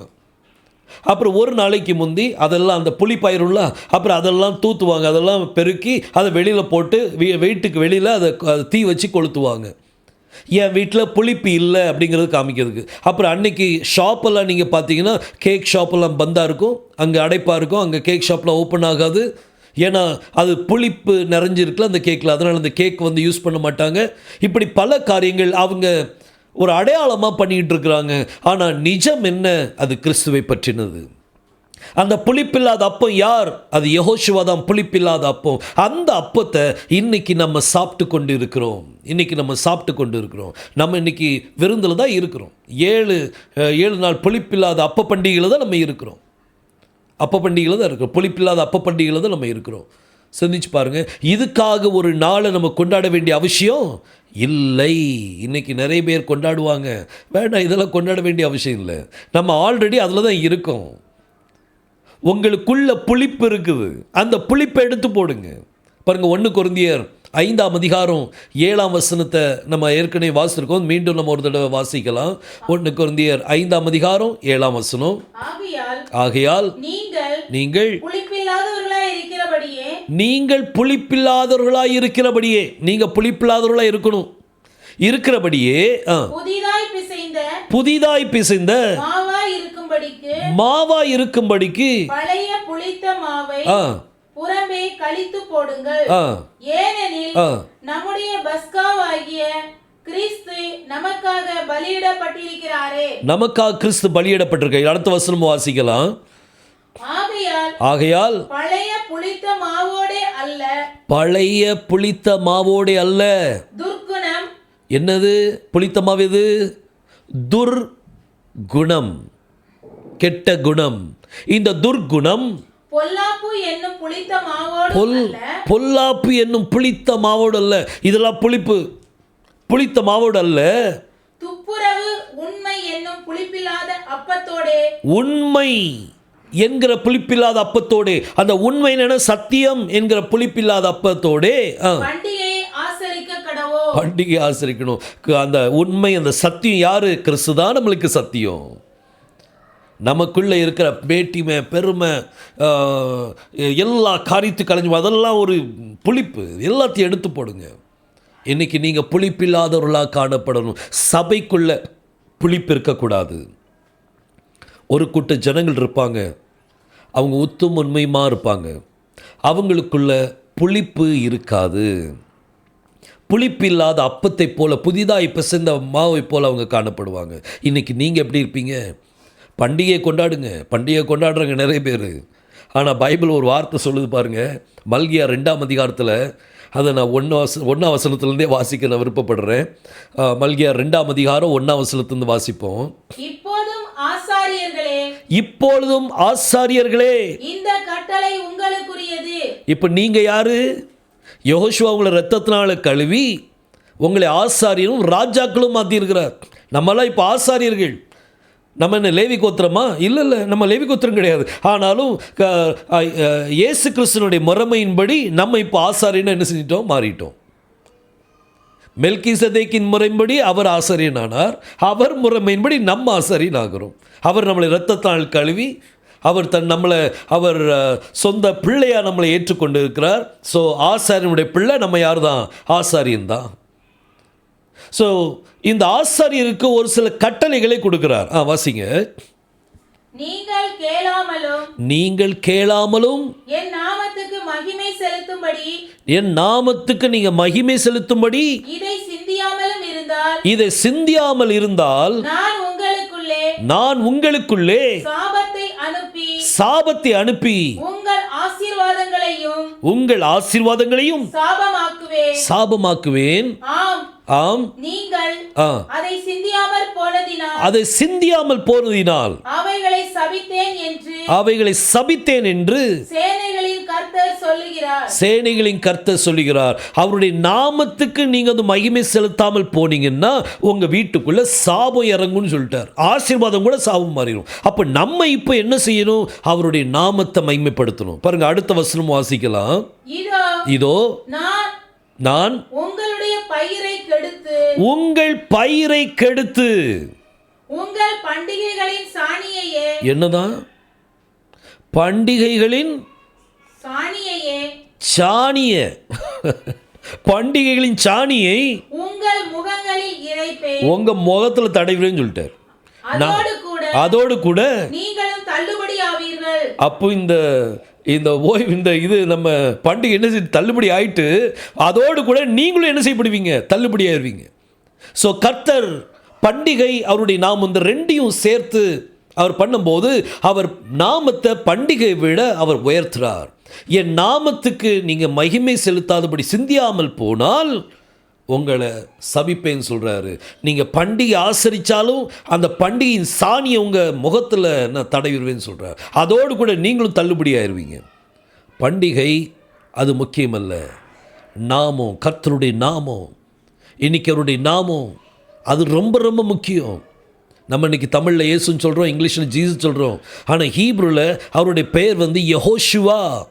அந்த நாமத்தை நீங்கள் மகிமைப்படுத்தும்படி சிந்திக்க வேண்டும். எப்படி மகிமைப்படுத்த சிந்திக்கணும். அப்படி சிந்தியாமல் போனால் உங்களுக்குள்ள சாபத்தை அனுப்பி உங்கள் ஆசீர்வாதத்தை கூட நான் என்ன செய்வேன்? சாபமாக்கிடுவேன் அப்படின்னு சொன்னார். சிந்திச்சுக்கிட்டே இருக்கணும். கர்த்தருடைய நாமத்தை எப்படி மகிமைப்படுத்த, யெகோஷுவா நாமத்தை எப்படி மகிமைப்படுத்த, அதை சிந்திங்க. மற்றவங்களை பற்றி சிந்திக்காதீங்க. பாருங்கள், வேதம் சொல்லுது புளிப்பில்லா அப்ப பண்டிகை. முதல் பண்டிகை பேர் வந்து பஸ்கா. அந்த லிஸ்ட்டு நம்ம பார்க்கலாம். 7 பண்டிகையுடைய லிஸ்ட் இருக்குல்ல, அதில் முதல் பண்டிகை என்னது? பஸ்கா. அதுக்கு பிறகு புளிப்பில்லா அப்ப பண்டிகை. அதை குறித்து நம்ம என்ன செய்தோம்? பார்த்தோம். இப்போது அடுத்தது வந்து என்ன? இது வந்து முதற்கனி பண்டிகை, ஃபீஸ்ட் ஆஃப் ஃபர்ஸ்ட் ஃப்ரூட், முதற்கனி பண்டிகை. பாருங்கள், வாசிக்கலாம்.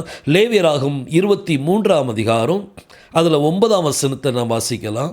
லேவியராகும் 23:9. பின்னும் கர்த்தர் மோசேயை நோக்கி நீ இஸ்ரவேல் புத்திரரோடு சொல்ல வேண்டியது என்னவென்றால் நான் உங்களுக்கு கொடுக்கும் தேசத்தில் நீங்கள் போய் சேர்ந்து அதன் வெள்ளாமையை அறுக்கும்போது உங்கள் அறுப்பின் முதற் பலனாகிய ஒரு கதிர்க்கட்டை ஆசாரியனிடத்தில் கொண்டு வர கடவீர்கள். பாருங்க, பைபிள் சொல்லுது இந்த ஃபர்ஸ்ட் ஃப்ரூட். இப்போ அந்த ஃபர்ஸ்ட் ஃப்ரூட்கள் டீட்டெயில் நீங்கள் பாருங்கள். இந்த ஃபர்ஸ்ட் ஃப்ரூட் வந்து அது எப்படி செய்யணும், அது எப்போ ஆசரிக்கணும் அப்படிங்கிறது இருக்குது. முதல்ல என்னது? முதல்ல கிறிஸ்து நமக்காக மரிக்கிறார், அதுதான் முதல் காரியம். ரெண்டாவது என்னது? ரெண்டாவது புளிப்பில் அப்ப பண்டிகை என்ன செஞ்சுட்டு தொடங்கிட்டு 7 நாள் புளிப்பில் அப்ப பண்டிகை தொடங்கிட்டு, அடுத்தப்பில் என்ன அப்படின்னா அது முதற்கனி பண்டிகை. இந்த முதற்கனி பண்டிகை எப்போ செய்யணும் அப்படின்னா ஓய்வு நாள் முடிஞ்ச மறுநாள் கதிரில் கதிரை அறுத்த பிறகு இந்த கதிர் வருது வைங்கள, முதல் கதிரை அறுத்து அதை ஆசாரின்ட்டு என்ன செய்யணும்? கொண்டு வரணும். அது ஆசாரின் என்ன செய்வார்? அதை பலிபீடத்தில் அதை அசைவாட்டும் பலியாக என்ன செய்வாங்க? அசைவாட்டுவாங்க. முதற்கனி எப்போ? ஓய்வு நாளுக்கு பிறகு.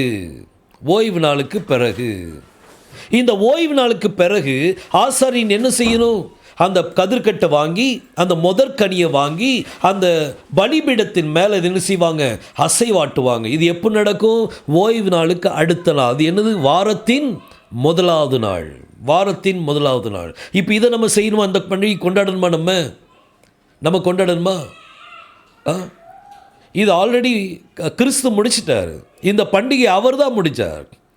பாருங்க, வேதம் சொல்லுது வாரத்தின் முதலாவது நாள் மரியாளும் மக்தலேனா மரியாவும் போய் அங்கே போகும்போது அங்கே கல்லறை திறந்திருக்குது.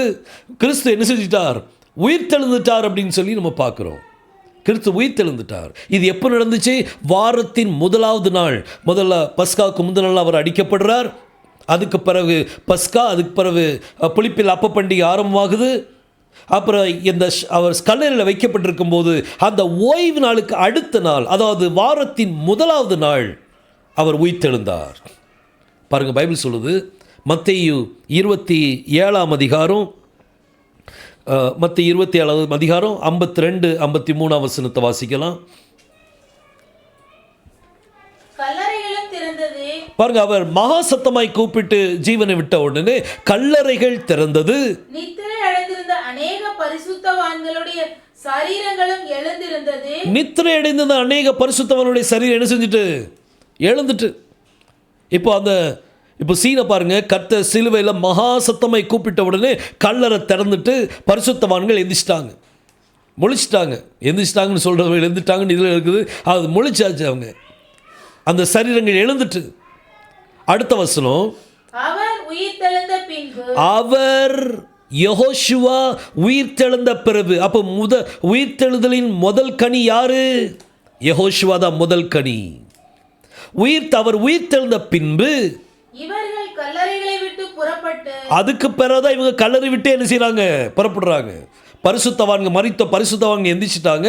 இப்போ அவர் உயிர்த்தெழுந்த பிறகு, யெகோஷுவா உயிர்த்தெழுந்த பிறகு இவர்கள் கல்லறை விட்டு புறப்பட்டு பரிசுத்த நகரத்தில் பிரவேசித்து அநேகருக்கு காணப்பட்டார்கள். அப்போ உயிர்த்தெழுதலின் முதல் கனி யாரு? யெகோஷுவா தான் முதல் கனி. அவர் தான் முதல் கனியை என்ன செய்கிறார்? இருக்கிறார். பாருங்க, இதை இன்னும் கன்ஃபார்ம் பண்ணுறதுக்கு 1 கொரிந்தியர் 15ஆம் அதிகாரம் 20ஆம் வசனத்தை நம்ம வாசிக்கலாம். அது யாரு? யெகோஷுவா கிறிஸ்துவோ, யெகோஷுவா மேசியாவோ மரித்தோரிலிருந்து எழுந்து நித்திரை அடைந்தவர்களில் நித்திரை அடைந்தவர்களில் முதற் பலனானார். இவர்தான் முதல் பலன். இந்த முதல் பலன், இந்த முதற் கனி எழும்பின உடனே இப்போ யெகோஷுவா தான் முதற் கனி. அவர் அங்கே அசைவாட்டும் பலியாக அசைவாட்டப்படுகிறார். அவர் தான் அசைவாட்டப்படுறார். முதற்கனி இவர் தான் முதற்கனி நம்மளுக்கு. அப்போ யெகோஷுவா அங்கே பலிபீடத்து மேலே நமக்காக என்ன செய்யப்பட்டார்? அசைவாட்டும் பலியாக அசைவாட்டப்பட்டார். பாருங்க, இந்த பண்டிகையின் டீட்டெயிலை நல்லா பாருங்க. இது ரொம்ப முக்கியம். இந்த காரியங்களில் வரும்போது, இந்த முதற்கனி அப்படின்னு சொல்லி வரும்போது அதில் என்னென்ன பண்ணுவாங்கிறது இந்த வசனத்தில் நீங்கள் வீட்டில் நீங்கள் டைம் கிடைக்கும்போது ஃபுல்லாக வாசித்து பாருங்க. கவனமாக வாசி. ஏன்னா பைபிள் ஸ்டடின்னு சொல்லும்போது ரொம்ப கவனம் அவசியம். ரொம்ப கவனம் அவசியம். ரொம்ப இம்பார்ட்டண்டான ஒரு காரியம். பாருங்கள், அவர் நம்மளுக்கு அசைவாட்டும்படியாக முதற் கனியாக அவர் என்ன செய்தார்? உயிர்த்தெழுந்தார். ஸோ உயிர்த்தெழு முதல் பலன், ஃபஸ்ட் ஃப்ரூட் அப்படின்னு சொல்லும்போது அது யெகோஷுவா தான் ஃபஸ்ட்டு ஃப்ரூட்டு. உயிர்த்தெழுதலின் முதல் பலன் அவர் ரிசரக்ஷனுக்குள்ள முதல் பலன் அவரை தான் என்ன செய்கிறார்? இருக்கிறார். இன்றைக்கி சிந்திச்சு பாருங்கள். இதெல்லாம் நம்ம பண்டிகை அப்படின்னு நினைக்கிறோம். அந்த பண்டிகைலாம் நிழல். இதெல்லாம் ஒரு நிழல். இதெல்லாம் நிழல். நிஜம் யார்? கிறிஸ்து தான் நிஜம். அவர் தான் நிஜம். நீங்கள் எல்லா பண்டிகை அவருக்குள்ளே தான் பார்க்க முடியும். இன்றைக்கி இந்த பண்டிகையை நீங்கள் கொண்டாடலாமா? இல்லை, கொண்டாட வேண்டிய அவசியம் இல்லை. நீங்கள் கொண்டாடினீங்கன்னா இன்னும் நிழலுக்குள்ளே தான் இருக்கிறீங்க. நிஜத்துக்குள்ளே வரல. நீங்கள் நிஜத்துக்குள்ளே வரல. கிறிஸ்து தான் நிஜம். அவருக்குள்ளே நீங்கள் வரணும் அப்படின்னா நிழலை மறந்துடுங்க. நிழலை நீங்கள் பார்க்காதீங்க. நிழலை நீங்கள் கொண்டாட வேண்டிய அவசியம் இல்லை. நிழலை பார்த்தீங்கன்னா நீங்கள் கிறிஸ்துவை பார்க்கணும். நிழலை பார்த்து நிழலே நிழலை நீங்கள் கட்டி பிடிக்க முடியாது. நிழலை கட்டி பிடிக்க முடியுமா? இல்லை, அது நிழல். நீங்கள் பின்னால் திரும்பி பாருங்கள், யெகோஷுவா நிற்பாருங்க. அவரை கட்டி பிடிங்க, அவருடைய பாதத்தை பிடிங்க.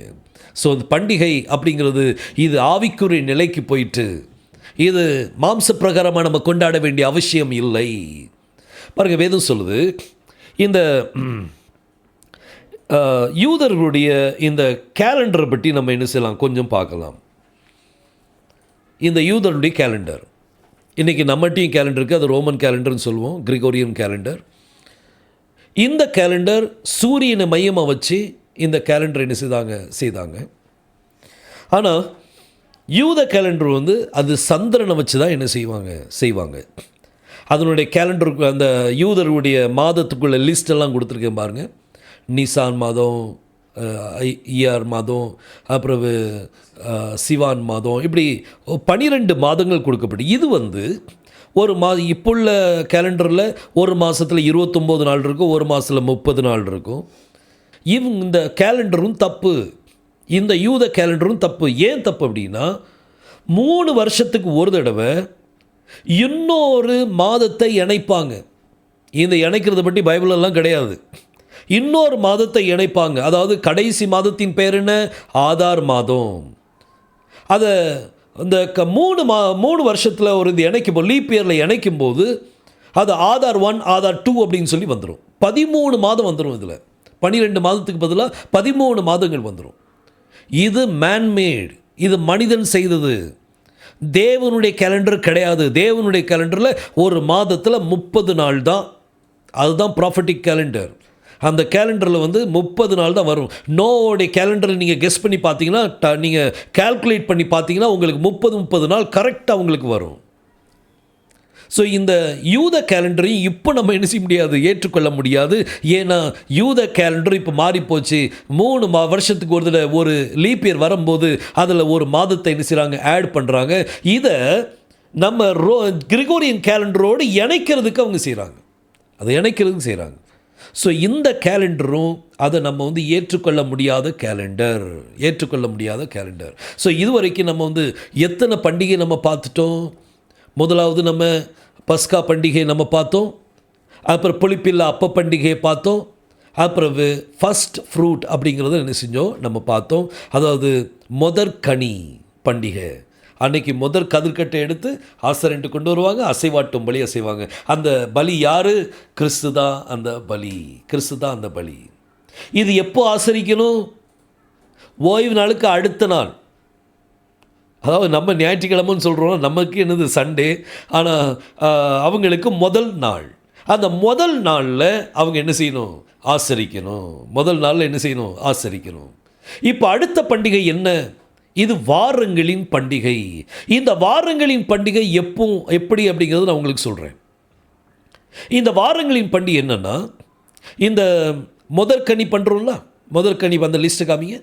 அந்த லிஸ்ட்டில் நீங்கள் பார்த்தீங்கன்னா உங்களுக்கு தெரியும். மூணாவது பண்டிகை வந்து என்னது? அந்த லிஸ்ட்டு காமிங்க.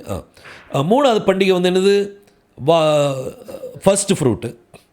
இந்த ஃபஸ்ட்டு ஃப்ரூட் எப்போ நம்ம பண்ணுறோம்? ஓய்வு நாளுக்கு அடுத்த நாள், அதாவது சண்டேன்னு வைங்களேன்.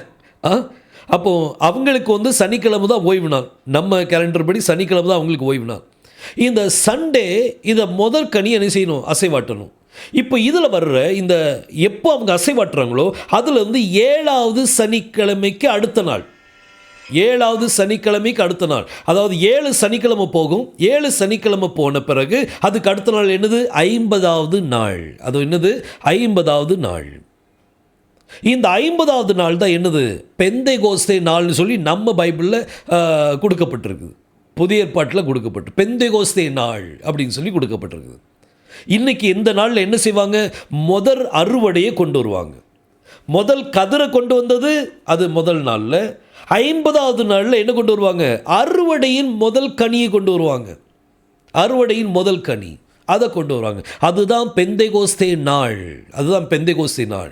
பாருங்கள், அப்போஸ்தலர் பாருங்கள், இந்த இதுக்குள்ளே டீட்டெயிலை இன்னொன்று பார்க்கலாம்.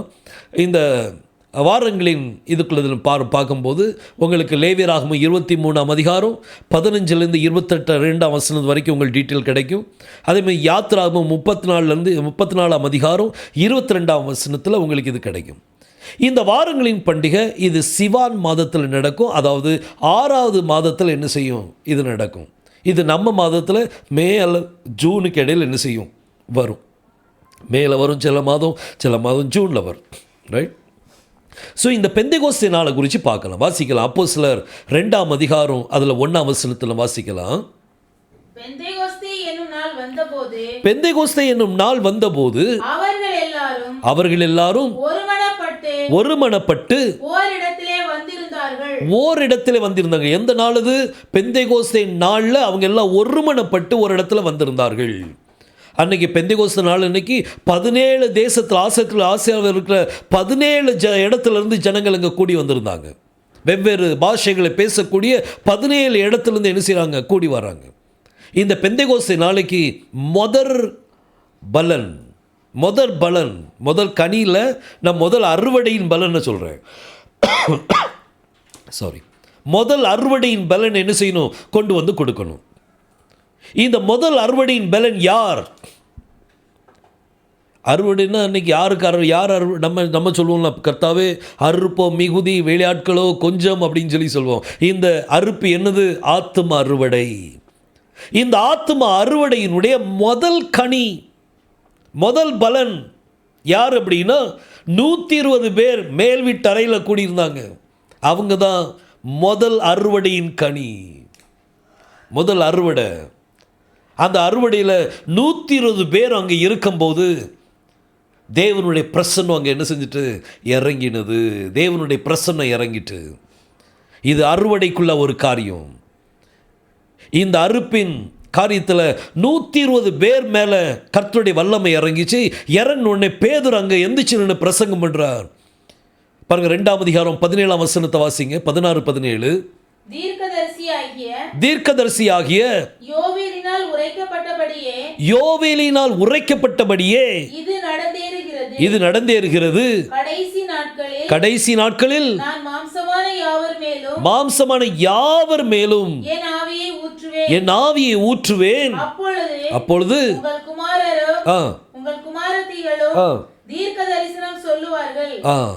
பாருங்க, இந்த தீர்க்கதரிசனம் அங்கே நிறைவேறு. கர்த்தர் அந்த அபிஷேகத்தை ஊற்ற என்னைக்கு ஊற்றுறார்? அந்த பெந்தைகோஸ்தே நாளைக்கு என்ன செய்ய ஊற்றுறார்?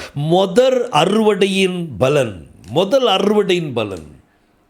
அன்னைக்கு பேதுரு எந்திரிச்சு பிரசங்கம் பண்ணும்போது கிட்டத்தட்ட 3000 பேர் என்ன செய்யப்பட்டாங்க? ரட்சிக்கப்பட்டாங்க. 3000 souls were saved. பாருங்க, பவுல் முதல் பிரசங்கத்தை எடுத்து சொல்றாரு. ஒரு காலத்தில் ஒரு பொம்பளைக்கு எடுத்து அவன் பயந்து ஓடுனா, கர்த்தரே சபித்தான்.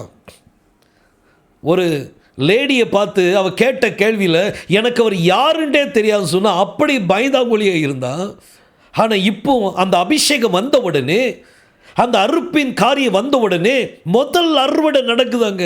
3000 பேருக்கு அறுவடை. பாருங்க, அப்போஸ்தலர் 2ஆம் அதிகாரம் 38ஆம் வசனத்தை வாசிங்க. பேதுரு அவர்களை நோக்கி நீங்கள் மனம் திரும்பி ஒவ்வொருவரும் இயேசு கிறிஸ்துவின் நாமத்தினாலே ஞானஸ்நானம் பெற்றுக்கொள்ளுங்கள், அப்பொழுது பரிசுத்தாவியின் வரத்தை பெறுவீர்கள். எவ்வளவு அருமையா பிரசங்கம் பண்றா பாருங்க. பாவ மன்னிப்பு வேணுமா? அப்ப யெகோஷுவா மேசியாவின் நாமத்தினாலே ஞானஸ்நானம் பெற்றுக்கொள்ளுங்கள், அப்பொழுது பரிசுத்தாவின் வரத்தை என்ன செய்வீங்க? பெறுவீங்க. பரிசுத்தாவின் வரத்தை பெறுவதற்கு ஒரு காரியத்தை அவன் சுட்டி காமிக்கிறான் பாருங்க. இன்னைக்கு நம்ம காரியம் எப்படி இருக்குது? இதை சொன்ன உடனே அங்க நிறைய பேர் கூடியிருந்தாங்க. அதுல சந்தோஷமா ஏற்றுக்கொண்டவர்கள். 41ஆம் வசனம் வாசிங்க. அவனுடைய அந்த பேதுருடைய வார்த்தையை சந்தோஷமா ஏற்றுக்கொண்டவர்கள் ஞானஸ்நானம் பெற்றார்கள். அன்றைய தினம் ஏறக்குறைய 3000 பேர் சேர்த்து கொள்ளப்பட்டார்கள். 3000 பேர் சந்தோஷமா ஏற்றுக்கொண்டவங்க சேர்த்து கொள்ளப்பட்டாங்க. இத கடைசி வசனம் சொல்லுது, 47ஆம் வசனம் சொல்லுது, தேவனை துதித்து இந்த 3000 பேரும் தயவு பெற்றிருந்தார்கள். இவங்க தான் ரட்சிக்கப்பட்டவர்கள். ரட்சிக்கப்படுகிறவர்களை கர்த்தர் அனுதினமும் சபையில் சேர்த்து கொண்டு வந்த முதல் அறுவடை நடக்குதாங்க. அறுப்பின் முதல் பலன் பெந்தேகோஸ்து. கரெக்டாக கர்த்தர் எல்லாத்தையும் கரெக்டாக நடத்திட்டு இருக்கிறாரு. இன்னைக்கு நீங்கள் பெந்தேகோஸ்தை பெந்தேகோஸ்து என்னும் அந்த நாளை கொண்டாடணுமா? நீங்கள் இன்னைக்கு நிறைய பேர் இப்போ பஸ்காவை ஆசரிக்கிறாங்கன்னா அப்போ இதையும் ஆசரிப்பாங்க அவங்க. ஆனால் இது கொண்டாடக்கூடிய காரியம் இல்லை. இது ஆல்ரெடி முடிஞ்சு ஆவிக்குறை நிலையில் இது நடந்தேறின ஒரு காரியம். பெந்தேகோஸ்து அன்னைக்கு கரெக்டாக 3000 பேர் அறுவடை நடக்குதாங்க. 3000 பேருக்குள்ள அறுவடை. ரட்சிக்கப்பட்டாங்க. பாவ மன்னிப்பை பெற்று அவர்கள் ரட்சிப்பை பெற்றாங்க. ரட்சிக்கப்படுகிறவர்களை கர்த்தர் அனுதினமும் சபையிலே சேர்த்து கொண்டு வந்தார். இதுதான் முதல் சபை. இதுதான் ஃபர்ஸ்ட் சர்ச். இந்த முதல் சபை யூத சபை. இந்த இடத்துல புறஜாதிகளிலிருந்து வந்த யூத சபை. அது அந்த இடத்துல புறஜாதிகள் இல்லை, யூதர்கள், செதறி இருந்த யூதர்கள் 17 தேசத்திலிருந்து அங்கே கூடி வந்திருந்தாங்க. இவனுடைய சத்தத்தை கேட்டு, இவனுடைய செய்தியை கேட்டு அவங்க எல்லாரும் மனம் திரும்பி அவங்க பாவ மன்னிப்பை பெற்றாங்க. யெகோஷுவா மேசியாவின் நாமத்தினாலே ஞானஸ்நானம் பண்ணப்பட்டார்கள். இவங்க தான் ரட்சிக்கப்பட்ட ஒரு கூட்டம். அதான் முதல் சபை. இந்த சபை காலத்தில் இந்த எல்லா சபையும் உருவாகிறதுக்கு முன்னாடி முதல் சபைன்னு சொல்லி ஒன்று உருவாச்ச. அதுதான் அறுப்பின் முதல் பலன். அறுப்பின் முதல் பலன். இந்த பலன் இது ரொம்ப முக்கியமானது. பாருங்க, இந்த 4வது பண்டிகை இது பெந்தேகோஸ்தே பண்டிகை அப்படின்னு சொல்லி நம்ம வேதத்தில் கொடுக்கப்பட்டிருக்குது. கிரேக்கில் 50வது நாள், அதாவது பெந்தேகோஸ்தே பண்டிகை அப்படின்னு சொல்லி நம்ம சொல்கிறோம். ஸோ இது 4வது பண்டிகை. இந்த 4 பண்டிகை நீங்கள் பாருங்கள், நம்ம இப்போ ஸ்டடி பண்ணோம். இதில் ஏதாவது நம்ம கொண்டாடணுமா? மாம்சத்தின்படி நம்ம எதுவுமே மாம்சத்தின்படி கொண்டாட வேண்டியதில்லை. ஆவியின்படி எல்லாமே நடந்து கொண்டு இருக்குது. சிலது நடந்துட்டு. அடுத்தது நம்ம பார்க்கலாம். அடுத்தது எக்கால பண்டிகை, ஃபீஸ்ட் ஆஃப் ட்ரம்பட். அதை பற்றி நம்ம பார்க்கலாம். பாருங்கள், வாசிக்கலாம். வசனத்தை வாசிப்போம். முதலாவது ஃபீஸ்ட் ஆஃப் ட்ரம்பட்டை பற்றி நான் கொஞ்சம் டீட்டெயில் சொல்லியிருந்தேன். அந்த டீட்டெயிலை கொஞ்சம் பாருங்கள். இந்த ஃபீஸ்ட் ஆஃப் ட்ரம்பட் அப்படிங்கிறது இது எக்கால பண்டிகை. இது நீங்கள் என்னாகுமோ 29ஆம் அதிகாரம் 1-6 வசனத்தில் நீங்கள் பார்க்கலாம். அதேமாரி லேவியராகமோ 23ஆம் அதிகாரம் 23 25 வசனத்து வரைக்கும் நீங்கள் பார்க்கலாம். இது 25 வசனம் வரைக்கும் பார்க்கலாம். இது நீங்கள் எந்த மாதத்தில் பார்க்கலாம் அப்படின்னா, இது 7வது மாதத்தில் முதல் நாள் கொண்டாடக்கூடிய ஒரு பண்டிகை. இது கரெக்டாக நம்ம கேலண்டரில் செப்டம்பர் இல்லாட்டி அக்டோபர் மாதத்தில் என்ன செய்யும், இது வரும். இது எக்கால பண்டிகை. இந்த எக்கால பண்டிகை ரொம்ப முக்கியமான பண்டிகை. இந்த எக்கால பண்டிகை நீங்கள் பார்த்தீங்கன்னா இது 7வது மாதத்தில் முதல் நாளில் இது கொண்டாடக்கூடிய ஒரு பண்டிகை. ஃபர்ஸ்ட் டே ட்ரம்பட் ஊதுவாங்க. இந்த ட்ரம்பட் வந்து அவங்க எதை வச்சு பண்ணுவாங்க தெரியுமா? இது வந்து அந்த என்ன ஆட்டினுடைய கொம்பு வச்சு என்ன செய்வாங்க, பண்ணுவாங்க. அதுக்குள்ளே அதை நீங்கள் மணத்து பார்த்தீங்கன்னா உள்ள அந்த தோலினுடைய வாடை என்ன செய்யும், அடிக்கும். இந்த எக்காலத்தை பல விதமாக ஊதக்கூடிய சவுண்ட் இருக்குது. டிஃப்ரெண்ட் டைப்ஸ் ஆஃப் சவுண்ட்ஸ் இருக்குது. சில இது நீண்ட தொனி பண்ணுவாங்க, சிலது நீண்ட தொனியை 2-3 பிரேக் பண்ணி பண்ணுவாங்க. சில தொனி வந்து கிட்டத்தட்ட 9, 10, 9க்கு மேலே விட்டு விட்டு விட்டு விட்டு உடனே உடனே உடனே பிளாஸ்ட் பண்ணுவாங்க. இப்படி பல விதமான தொனிகள் இருக்குது. ஒவ்வொரு தொனிக்கும் ஒவ்வொரு அர்த்தம் இருக்குது. அதனால தான் பைபிள் சொல்லுது பாருங்கள், 1 கொரிந்தியர் 14ஆம் அதிகாரம் அதில் 8ஆம் வசனத்தை வாசிக்கலாம். அந்தப்படி எக்காலமும் விளங்காத சத்தமிட்டால், அந்தப்படி எக்காலமும், எந்த எக்காலம்?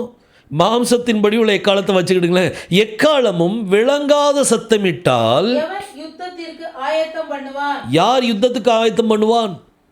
அப்போ எக்கால சத்தம் ஊதின உடனே ஒரு யுத்த வீரனுக்கு புரிஞ்சிடும் நான் என்ன செய்யணும் அப்படின்ட்டு. அப்போ இந்த எக்காலம் என்ன செய்யணும்? நிறைய ஜனங்களை யுத்தத்துக்கு என்ன செய்யும்? ஆயத்தப்படுத்தும். இன்னைக்கு நம்ம கையில் ஒரு எக்காலம் இருக்குது. என்ன எக்காலம்? எக்காலம் வந்து என்னது? அது ஒரு செய்தி. எக்காலங்கிறது ஒரு செய்தி.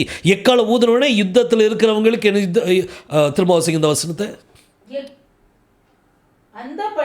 அந்தப்படி எக்காலமும் விளங்காத சத்தமிட்டால் எவன் யுத்தத்துக்கு ஆயத்தம் பண்ணுவான். அப்போ எக்காலம் யுத்த வீரனுக்கு ஒரு செய்தி கொடுக்குது. எக்காலங்கிறதுனாலே ஒரு செய்தி தான். இன்னைக்கு எத்தனை பேர் இன்னைக்கு சுவிசேஷ பிரசங்கம் பண்ணுறாங்களோ அவங்க எக்காலத்தை ஊதிட்டு இருக்கிறாங்க. ரட்சிப்பின் எக்காலத்தை ஊதிட்டு இருக்கிறாங்க. 50வது வருஷம்ன்ட்டு ஒன்று வரும், அது யூபிலி வருஷம். அன்னைக்கு அடிமைகள் நிறைய பேர் இருப்பாங்க. ஒரு எக்காலம் ஊதப்படும், யோபல் ட்ரம்பட் அப்படின்னு சொல்லுவாங்க. அந்த எக்காலம் ஊதின உடனே யாரெல்லாம் அடிமையாக இருக்காங்களோ அவங்க எல்லாருக்கும் விடுதலை. அது விடுதலையின் வருஷம் அப்படின்னு சொல்லப்படுது. அவங்க எவ்வளோ ரூபாய்க்கு அவங்க விற்கப்பட்டிருந்தாலும் சரி, அந்த எக்காலம் கேட்ட உடனே, இப்போ சப்போஸ் நாளைக்கு தான் விடுதலையின் வருஷம் வைங்களேன், இன்னைக்கு ஒருத்தனை வேலைக்கு வாங்கியிருக்கிறாங்க. அந்த எக்கால சத்தத்தை கேட்ட உடனே அந்த ஒரு நாள் தான் அடிமை, அதுக்கப்புறம் விட்டுட்டு போயிடலாம். இப்படி எக்கால சத்தத்தில் பலவிதமான எக்கால இருக்குது. எக்காலம் விளங்காத சத்தம் இட்டுச்சுன்னு வைங்க, அப்போ இந்த அடிமையானவனுக்கு எப்படி புரியும்? நான் அடிமையாக போகணும் அப்படின்னு சொல்லி இவனுக்கு எப்படி புரியும்? அப்போ இவனுக்கு அடிமை விடுதலை ஆக்கிறதுக்கு வேற ஒரு தொனி உண்டு, யுத்தத்தில் போகிறவங்களுக்கு வேற ஒரு தொனி உண்டு, நீண்ட பிரயாணத்தில் போகிறதுக்கு வேற ஒரு தொனி உண்டு. இது எல்லாமே ஒரு செய்தி. எக்காலம் என்கிறது ஒரு செய்தி. எக்காலம் செய்தியை குறிக்குது. இன்னைக்கு பைபிள் சொல்லுது 1 கொரிந்தியர் 15ஆம் அதிகாரம் அதில் 51ஆம் வசனத்தை வாசிங்க. இதோ ஒரு ரகசியத்தை உங்களுக்கு அறிவிக்கிறேன், ஒரு ரகசியத்தை உங்களுக்கு சொல்கிறேன். நாம் எல்லாரும் நித்திரை அடைவதில்லை. நம்ம யாரும் சாக மாட்டோம் சொல்றார். நம்ம எல்லாரும் நித்திரை அடைவதில்லை. ஆகிலும் கடைசி எக்காலம் தொனிக்கும் போது. என்ன எக்காலம்? அப்போ அதுக்கு முன்னாடி நிறைய எக்காலம் இருக்கும். அந்த கடைசி எக்காலத்துக்கு முன்னாடி நிறைய எக்காலங்கள் தொனிக்கப்படும். ஆனால் கடைசி எக்காலம் வரும்போது அது என்னது? ஒரு செய்தி. கடைசி செய்தி வரும்போது ஒரு நிமிஷத்திலே, ஒரு இமை பொழுதிலே நாம் எல்லாரும் மறுரூபமாக்கப்படுவோம். We will transform. நம்மளை டிரான்ஸ்ஃபார்மேஷன் ஆக்கிறதுக்கு ஒரு ட்ரம்பட் சவுண்ட், ஒரு செய்தி வருது. அந்த செய்தி உங்களை மறுரூபப்படுத்தும். அந்த செய்தி தான் மறுரூபப்படுத்தும். எக்காலத்தை ஊதிக்கிட்டே இருக்காதீங்க. ஐயோ எக்கால பண்டிகை, எக்காலத்தை ஊதுனா எனக்கு விடுதலை கிடைக்கும். எனக்கு இப்போ வந்து யெகோஷுவா தான் உங்களுக்கு விடுதலை. எக்காலம் ஊதுறதுனால உங்களுக்கு விடுதலை வராது. எக்காலம் ஊதுறதுனால நீங்கள் யுத்தத்துக்கு நீங்கள் போக மாட்டீங்க. இப்போ யுத்தம் என்ன அப்படின்னா, அந்த எக்காலம், அந்த செய்தி தான் இன்னைக்கு உங்களுக்கு யுத்தத்துக்கு நீங்கள் போகணும். அதே சமயம் உங்களை மறுரூபப்படுத்துறது கடைசி எக்காலம், ஒரு கடைசி செய்தி, ஒரு கடைசி செய்தி. அந்த செய்தி வரும்போது நம்ம எல்லாரும் மறுரூபமாக்கப்படும். அழிவுள்ள இந்த சரீரம் அழியாமை என்ன செய்யுமா? தரித்து கொள்ளும். மறுரூபமாக்கப்படுவோம். நம்ம எல்லாரும் மறுரூபமாக்கப்படும். அந்த கடைசி எக்காலம் தொனிக்கும் போது நம்ம எல்லாரும் மறுரூபம் அடைவோம். எல்லாம் மறுரூபம் அடைவோம். சிந்திச்சு பாருங்க. நம்ம இந்த எக்காலம் சொன்னோடனே உடனே எக்காலத்தை எடுத்துகிட்டு வீட்டுக்குள்ளே வச்சுக்கிட்டு டெய்லி காலையில் ஊதுவாங்க சிலவங்க. எக்காலத்து இல்லை, அப்படி கிடையாது. எக்காலங்கிறது செய்தி. எக்காலங்கிறது என்னது? அது ஒரு செய்தி. எக்கால பண்டிகை. இன்றைக்கி நம்ம எக்கால பண்டிகையில் தான் இருக்கிறோம். நீங்கள் எப்போல்லாம் செய்தி கேட்குறீங்களோ அப்போல்லாம் நீங்கள் எக்காலத்தை கேட்குறீங்க. இப்போ நீங்கள் என்னத்தை கேட்டுட்ருக்கீங்க? இப்போ எக்காலம் தான் நடந்துக்கிட்டு இருக்குது. ஒவ்வொரு சண்டையும் நீங்கள் சண்டை போன உடனே அங்கே ஒரு எக்காலம் ஊதப்படுது. சில எக்காலம் புரியவே செய்யாது. செய்தி புரியவே இல்லைன்னா என்னது? எக்காலம் விளங்காத சத்தம் இடுதுன்னு அர்த்தம். எக்காலம் இப்போ நடந்துட்டு, இப்போ நம்ம பண்டிகையில் இருக்கிறோம். எக்கால பண்டிகையில் தான் இருக்கிறோம். எக்காலம் ஊதிக்கொண்டே இருக்கிறாங்க. இது 5வது பண்டிகை. இது எத்தனாவது பண்டிகை? 5வது பண்டிகை. சிந்திச்சு பாருங்கள். இன்றைக்கி நிறைய பேர் எக்காலத்தை ஊதுனோடனே நான் ஏதோ பெரிய ஆளுன்னு நினைக்கிறாங்க. இல்லை, ஒன்றும் கிடையாது. அந்த எக்காலம் பழைய ஏற்பாட்டில் தான் அந்த எக்காலம் ஊதுனாங்க. அது நிழல். அது நிழல். நிஜம் யார்? கிறிஸ்து தான் நிஜம். கிறிஸ்துவின் சுவிசேஷம் தான் இன்றைக்கி என்னது? எக்காலம். எக்காலம் அதுதான் எக்கால சத்தம். ஸோ இப்போ தனியாக எக்கால பண்டிகையை கொண்டாடுறோம் அப்படின்னு கொண்டாட வேண்டிய அவசியம் இல்லை. இது 5வது பண்டிகை. திரும்ப பண்டிகை லிஸ்ட்டை நம்ம பார்க்கலாம். இந்த 7 பண்டிகையில் முதல்ல பஸ்கா பண்டிகை பார்த்தோம். அதுக்கப்புறம் புளிப்பில்லா அப்ப பண்டிகை பார்த்தோம். அப்புறம் முதற் கனி பார்த்தோம். அப்புறம் வாரங்களின் பண்டிகை பார்த்தோம். அன்றைக்கி என்ன செய்வாங்க? முதற் அறுவடை என்ன செய்வாங்க? கொண்டு வருவாங்க. அப்புறம் 5வது எக்கால பண்டிகை என்ன செய்தோம்? பார்த்தோம். அடுத்தது டே ஆஃப் அட்டோன்மெண்ட். பாருங்கள், டே ஆஃப் அட்டோன்மெண்ட் பற்றி டீட்டெயில் நம்ம பார்க்கலாம்.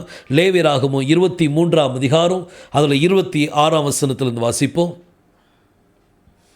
இன்னும் கர்த்தர் மோசேயை நோக்கி, அந்த 7ஆம் மாதம் 10ஆம் தேதி 7ஆம் மாதம் 10ஆம் தேதி உங்களுக்கு பாவ நிவர்த்தி செய்யும் நாளும். பாருங்க, அது என்ன நாளாம்?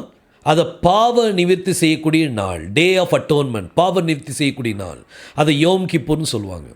இது வருஷத்தில் ஒரு தடவை. அதை நீங்கள் லேவியராகமத்தில் இதில் நீங்கள் படிச்சிங்கன்னா உங்களுக்கு ஃபுல் டீட்டெயில் அதில் கிடைக்கும். வருஷத்தில் ஒரு தடவை ஆசாரியன் மகா பரிசுத்த ஸ்தலத்துக்குள்ளே இரத்தத்தை என்ன செய்வான்? கொண்டு போவான். ஜனங்களுடைய பாவத்துக்காக, இந்த இஸ்ரவேல் ஜனங்களுடைய பாவத்துக்காக ஒரு ஆடு பலியிடப்படும். அந்த ஆட்டின் இரத்தத்தை எடுத்து நேர உள்ளே கொண்டு போய் மகா பரிசுத்த ஸ்தலத்துக்குள்ளே அந்த உடன்படிக்கை பெட்டி இருக்குது. அது மேலே ஒரு கிருபாசனம் இருக்குது. அதில் இரத்தத்தை என்ன செய்வாங்க? தெளிப்பாங்க. இது வருஷத்தில் ஒரு தடவை செய்யக்கூடிய ஒரு காரியம். ஆனால் இது வருஷந்தோறும் செலுத்தினாங்க. ஆனால் யாருடைய பாவம் என்ன செய்யப்படலை? மன்னிக்கப்படலை. இன்றைக்கி இந்த பாகத்தை நிறைவேற்றினது யார்? இந்த டே ஆஃப் அட்டோன்மெண்ட் இன்றைக்கி நாம் கொண்டாட வேண்டியிருக்குதா? இன்றைக்கி நம்ம கொண்டாடணுமா? கொண்டாட வேண்டியது இல்லை. நம்ம கொண்டாட வேண்டியது இல்லை. ஏன்னா யெகோஷுவா நமக்காக பாவ நிவர்த்தி செய்துவிட்டார். பாருங்கள், யோவான் 1ஆம் அதிகாரம் 29ஆம் வசனத்தை வாசிங்க. மறுநாளிலே யோவான் யெகோஷுவாவை தன்னிடத்தில் வர கண்டு, இதோ உலகத்தின் பாவத்தை சுமந்து தீர்க்கிற தேவ ஆட்டுக்குட்டி. பாருங்க, யெகோஷுவா யாரா? இயேசு கிறிஸ்து யாரு? அவர் உலகத்தின் பாவத்தை சுமந்து தீர்க்கிற தேவாட்டுக்குட்டி. அவர் தான் நம்மளுக்கு பாவ நிவர்த்தி செய்யக்கூடிய பலி. அவர் நேர யோவான்ட்ட நடந்து வராரு ஞானசானம் எடுக்க. யோவான்ட்ட இறங்கி வரார். இறங்கி ஞானசானம் எடுக்கும்போது அவர் சொல்கிறாரு, இப்போ அதாவது இது ரொம்ப அருமையான ஒரு சப்ஜெக்ட். இதையும் சித்தமான செப்பரேட்டாக நம்ம பார்க்கலாம்.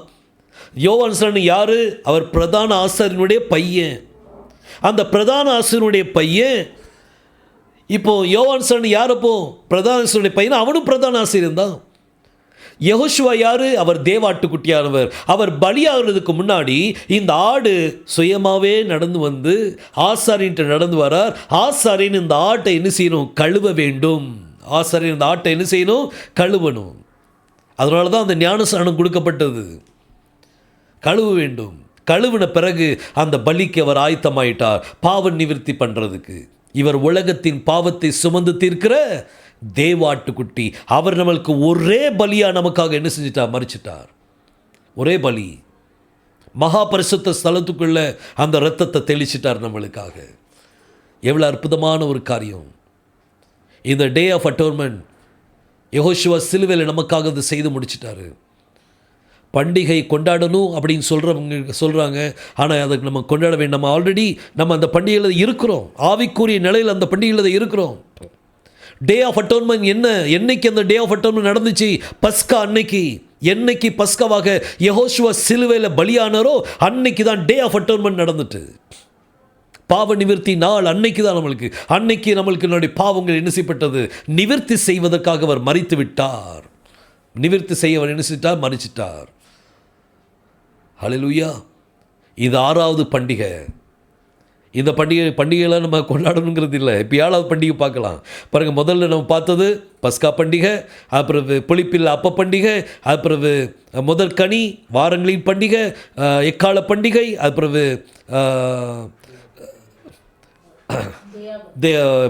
பாவ நிவர்த்தி நாள் அப்படின்னு சொல்லி அந்த பண்டிகை. கடைசியாக 7வது அது கூடார பண்டிகை. கூடார பண்டிகை. இன்றைக்கி நிறைய சபைகளில் கூடார பண்டிகை கொண்டாடிட்டு இருக்காங்க. அவங்களுக்கு ரொம்ப சந்தோஷமாக இருக்குது. நல்லது தான் பண்ணுறபடி. நீங்கள் நிழலுக்குள்ளே போயிட்டுருக்கீங்க, அவ்வளோதான். வெளியில் அவங்க வீடை விட்டுட்டு அவங்க வெளியில் பழைய ஏற்பாட்டில் அப்படி தான் நடக்கும். சொந்த வீட்டில் வச்சு அதை பண்ண மாட்டாங்க. வெளியில் ஒரு கூடாரம் போடுவாங்க. அந்த கூடாரத்துக்குள்ளே அவங்க என்ன செய்வாங்க? தங்கி 7 நாள் அங்கே என்ன செய்வாங்க? தங்குவாங்க.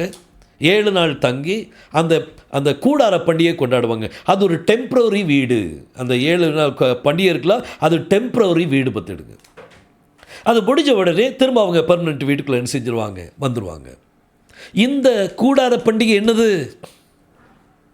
நீங்கள் இப்போ கூடார பண்டிகையில் தான் இருக்கீங்க. இந்த சரீரம் என்னது? இது ஒரு கூடாரம். It's a tabernacle. இந்த கூடாரம் டெம்பரவரி. இது டெம்பரவரி கூடாரம். இந்த கூடாரத்தை விட்டுட்டு நம்ம மகிமையான கூடாரத்துக்குள்ளே போக வேண்டி இருக்குது. நம்மளுக்காக ஒரு மகிமையான கூடம் இருக்குது, பெர்மனண்ட் கூடாரம் இருக்குது. அந்த கூடாரத்துக்குள்ளே நம்ம போகணும். இது டெம்பரரி கூடாரம். Feast of tabernacle. இங்கே நம்ம இந்த கூடார பண்ணி இங்கே தான் கொண்டுட்டு இருக்கோம். இது நம்ம பாருங்கள், வேதம் சொல்லுது 2 கொரிந்தியர் 5ஆம் அதிகாரம் 1ஆம் வசனம் வாசிங்க. 2 கொரிந்தியர் 5ஆம் அதிகாரம் 1ஆம் வசனம். பூமிக்குரிய கூடாரமாகிய அது என்னது? இந்த சரீரம். பூமிக்குரிய கூடாரமாகிய நம்முடைய வீடு அழிந்து போனாலும் தேவனால் கட்டப்பட்ட நித்திய வீடு நமக்காக ஒரு வீடு இருக்கு. நமக்காக ஒரு டேபர்னக்கிள் இருக்குது. இந்த டேபர்னக்கிள், இந்த பூமிக்குரிய கூடாரம், இந்த பூமிக்குரிய டேபர்னக்கிள், இந்த டேபர்னக்கிள் என்ன செய்யும்? அழிந்து போயிடும். ஆனால் தேவனால் கட்டப்பட்ட கைவேலை அல்லாது கட்டப்பட்ட நித்திய வீடு, அது மகிமையான வீடு நமக்காக ஆயத்த பண்ணப்பட்டிருக்குது. அதுதான் கூடார பண்டிகை. நம்ம இன்னைக்கு கூடார பண்டிகையில் தான் இருக்கும். இந்த கூடாரம் அழிஞ்சு போயிடும். நம்ம அந்த மகிமையான கூடாரத்துக்குள்ளே போகணும். அந்த கூடாரத்துக்குள்ளே போகிறதுக்கு ரெடியாக இருக்கிறோமா? நம்ம பரிசுத்தமாக இருக்கிறோமா? அந்த பரிசுத்தமான அந்த கூடாரத்துக்குள்ளே போகிறதுக்கு இது பரிசுத்தமாகணும். அந்த 7 நாள் அந்த கூடார பண்டிகையில் இருக்காங்களா, அவங்க என்ன செய்வாங்க? அங்கே எல்லா விதமான அசுத்தத்தையும் செஞ்சிட்ருப்பாங்களா? இல்லை. அங்கே பரிசுத்தமாக வாழணும். வாழ்ந்தால் தான் திரும்பவும் அந்த பண்டிகை அந்த முழுமை பெறும் உங்களுக்கு. இன்றைக்கி உங்களுடைய சரீரம்தான் அந்த கூடாரம். இந்த கூடாரம் அழிந்து போனாலும் தேவனால் கட்டப்பட்ட கைவேலை அல்லாத ஒரு நித்திய கூடாரம் நமக்காக வைக்கப்பட்டிருக்குது. அந்த கூடாரத்துக்குள்ளே நம்ம என்ன செய்வோம்? பிரவேசிப்போம். ஸோ கூடார பண்டிகை அப்படிங்கிறது அது இஸ்ரவேல் ஜனங்கள் ஒரு நிழலாக செஞ்சுக்கிட்டு இருந்தாங்க. அதே நிழலாக நீங்களும் செய்யக்கூடாது. ஏன்னா இதனுடைய பொருள் கிறிஸ்துவை பற்றினது, தேவனை பற்றினது, தேவனுக்கும் மணவாட்டிக்கும் இடையில் உள்ள ஒரு உறவை குறிக்கிறது. இந்த 7 பண்டிகை இது முக்கியமானது, ஆவிக்குரியதானது. இது சரீர பிரகாரமாக கொண்டாட வேண்டியது இல்லை. நிறைய பேர் பஸ்கா பலியை கொண்டாடிட்டு இருக்கிறாங்க. வேண்டாம், அதுக்குள்ளே போயிடாதீங்க. அடுத்தாப்பில் கூடார பண்டிகையும் கொண்டாடுறாங்க. சில சபையில் புதுசாக கொண்டாட ஆரம்பிக்கிறாங்க. தயவுசெய்து இந்த வீடியோ அவங்களுக்கு அனுப்புங்க. மொத்தம் 4 வீடியோஸ் இருக்குது. இன்னும் வீடியோஸ் நீங்கள் இதுக்கு பிறகு நீங்கள் எழுதி வச்சுருக்க கேள்விக்கு உங்களுக்கு பதில் கிடைக்கலன்னு எனக்கு நீங்கள் அனுப்ப சொன்னேன். நீங்கள் எனக்கு அனுப்பிட்டு எனக்கு வாட்ஸ்அப்பில் ஒரு மிஸ் கால் கொடுங்க. வாட்ஸ்அப்பில் ஒரு மிஸ் கால் கொடுங்க. அப்போ அந்த கேள்விக்குள்ள பதிலையும் நான் வீடியோ மூலமாக உங்களுக்கு என்ன செய்வேன் தெரிவிச்சுட்டு, என்னென்ன கேள்விகள்லாம் இருக்குதோ அதுக்கு ஒரு நாள் கொடுத்து அன்னைக்கு நம்ம திரும்பவும் பைபிள் ஸ்டடியில் வருவோம். அன்னைக்கு கொஸ்டின் ஆன்சர் அப்படிங்கிற பைபிள் ஸ்டடியில் என்ன செய்வோம், நம்ம உட்காருவோம். கர்த்தர் நம்மளை ஆசீர்வதிப்பராக. இந்த 7 காரியமும் இது என்னது, இது கூடார். இந்த பண்டிகை எல்லாமே ஒரு நிழல். பாருங்கள், திரும்ப கொலோசியர் 2ஆம் அதிகாரம் 16ஆம் வசனத்தை நம்ம வாசிக்கலாமா? கொலோசியர் 2ஆம் அதிகாரம் 16ஆம் வசனம். ஆகையால் போஜனத்தையும் அதாவது என்னது, போஜன பலி பானபலி, ரைட்? போஜன பலி, இந்த பலிகளை குறித்தாவது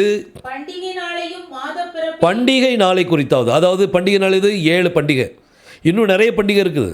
ஸோ இதுவே ஆவிக்குரியது தான். ஸோ எல்லா பண்டிகை ஆவிக்குரியது தான். ஸோ பண்டிகை நாளை குறித்தாவது மாத பிறப்பையும் அடுத்தது ஓய்வு நாள் அப்படின்னு சொல்றார். ஓய்வு நாளை குறித்தாவது ஒருவரும் உங்களை என்ன செய்யக்கூடாதான், குற்றப்படுத்தக்கூடாதா? குற்றப்படுத்தக்கூடாதுன்னு என்ன செய்யணும்? அப்போ அதை செஞ்சாதான் குற்றப்படுத்த முடியாது. நீங்கள் செய்யாமல் இருந்தீங்க வைங்க, அப்போ எல்லாம் குற்றம் சொல்லுவாங்கள்ல. ஒருவரும் உங்களை குற்றம் சாட்டாதபடிக்கு உங்களுக்கு ஒருவனும் உங்களை குற்றப்படுத்தாதிருப்பானாக.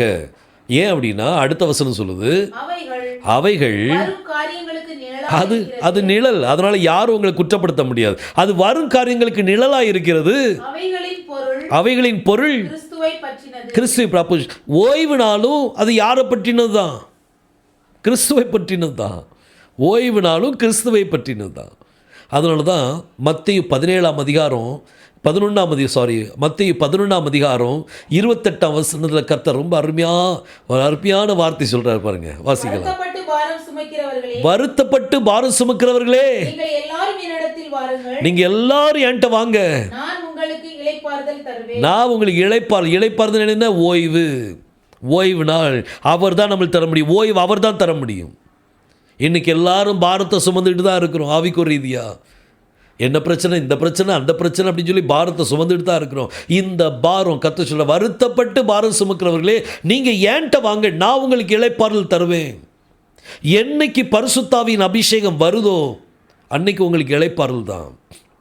உங்களுடைய கர்த்தருடைய வார்த்தை மேலே நீங்கள் இளைப்பாற வேண்டும். கர்த்தர் சொல்லிட்டார், அவர் செய்வார், நான் பேசாமல் இருப்பேன். ஓய்வு அவர் தான் கொடுப்பார்.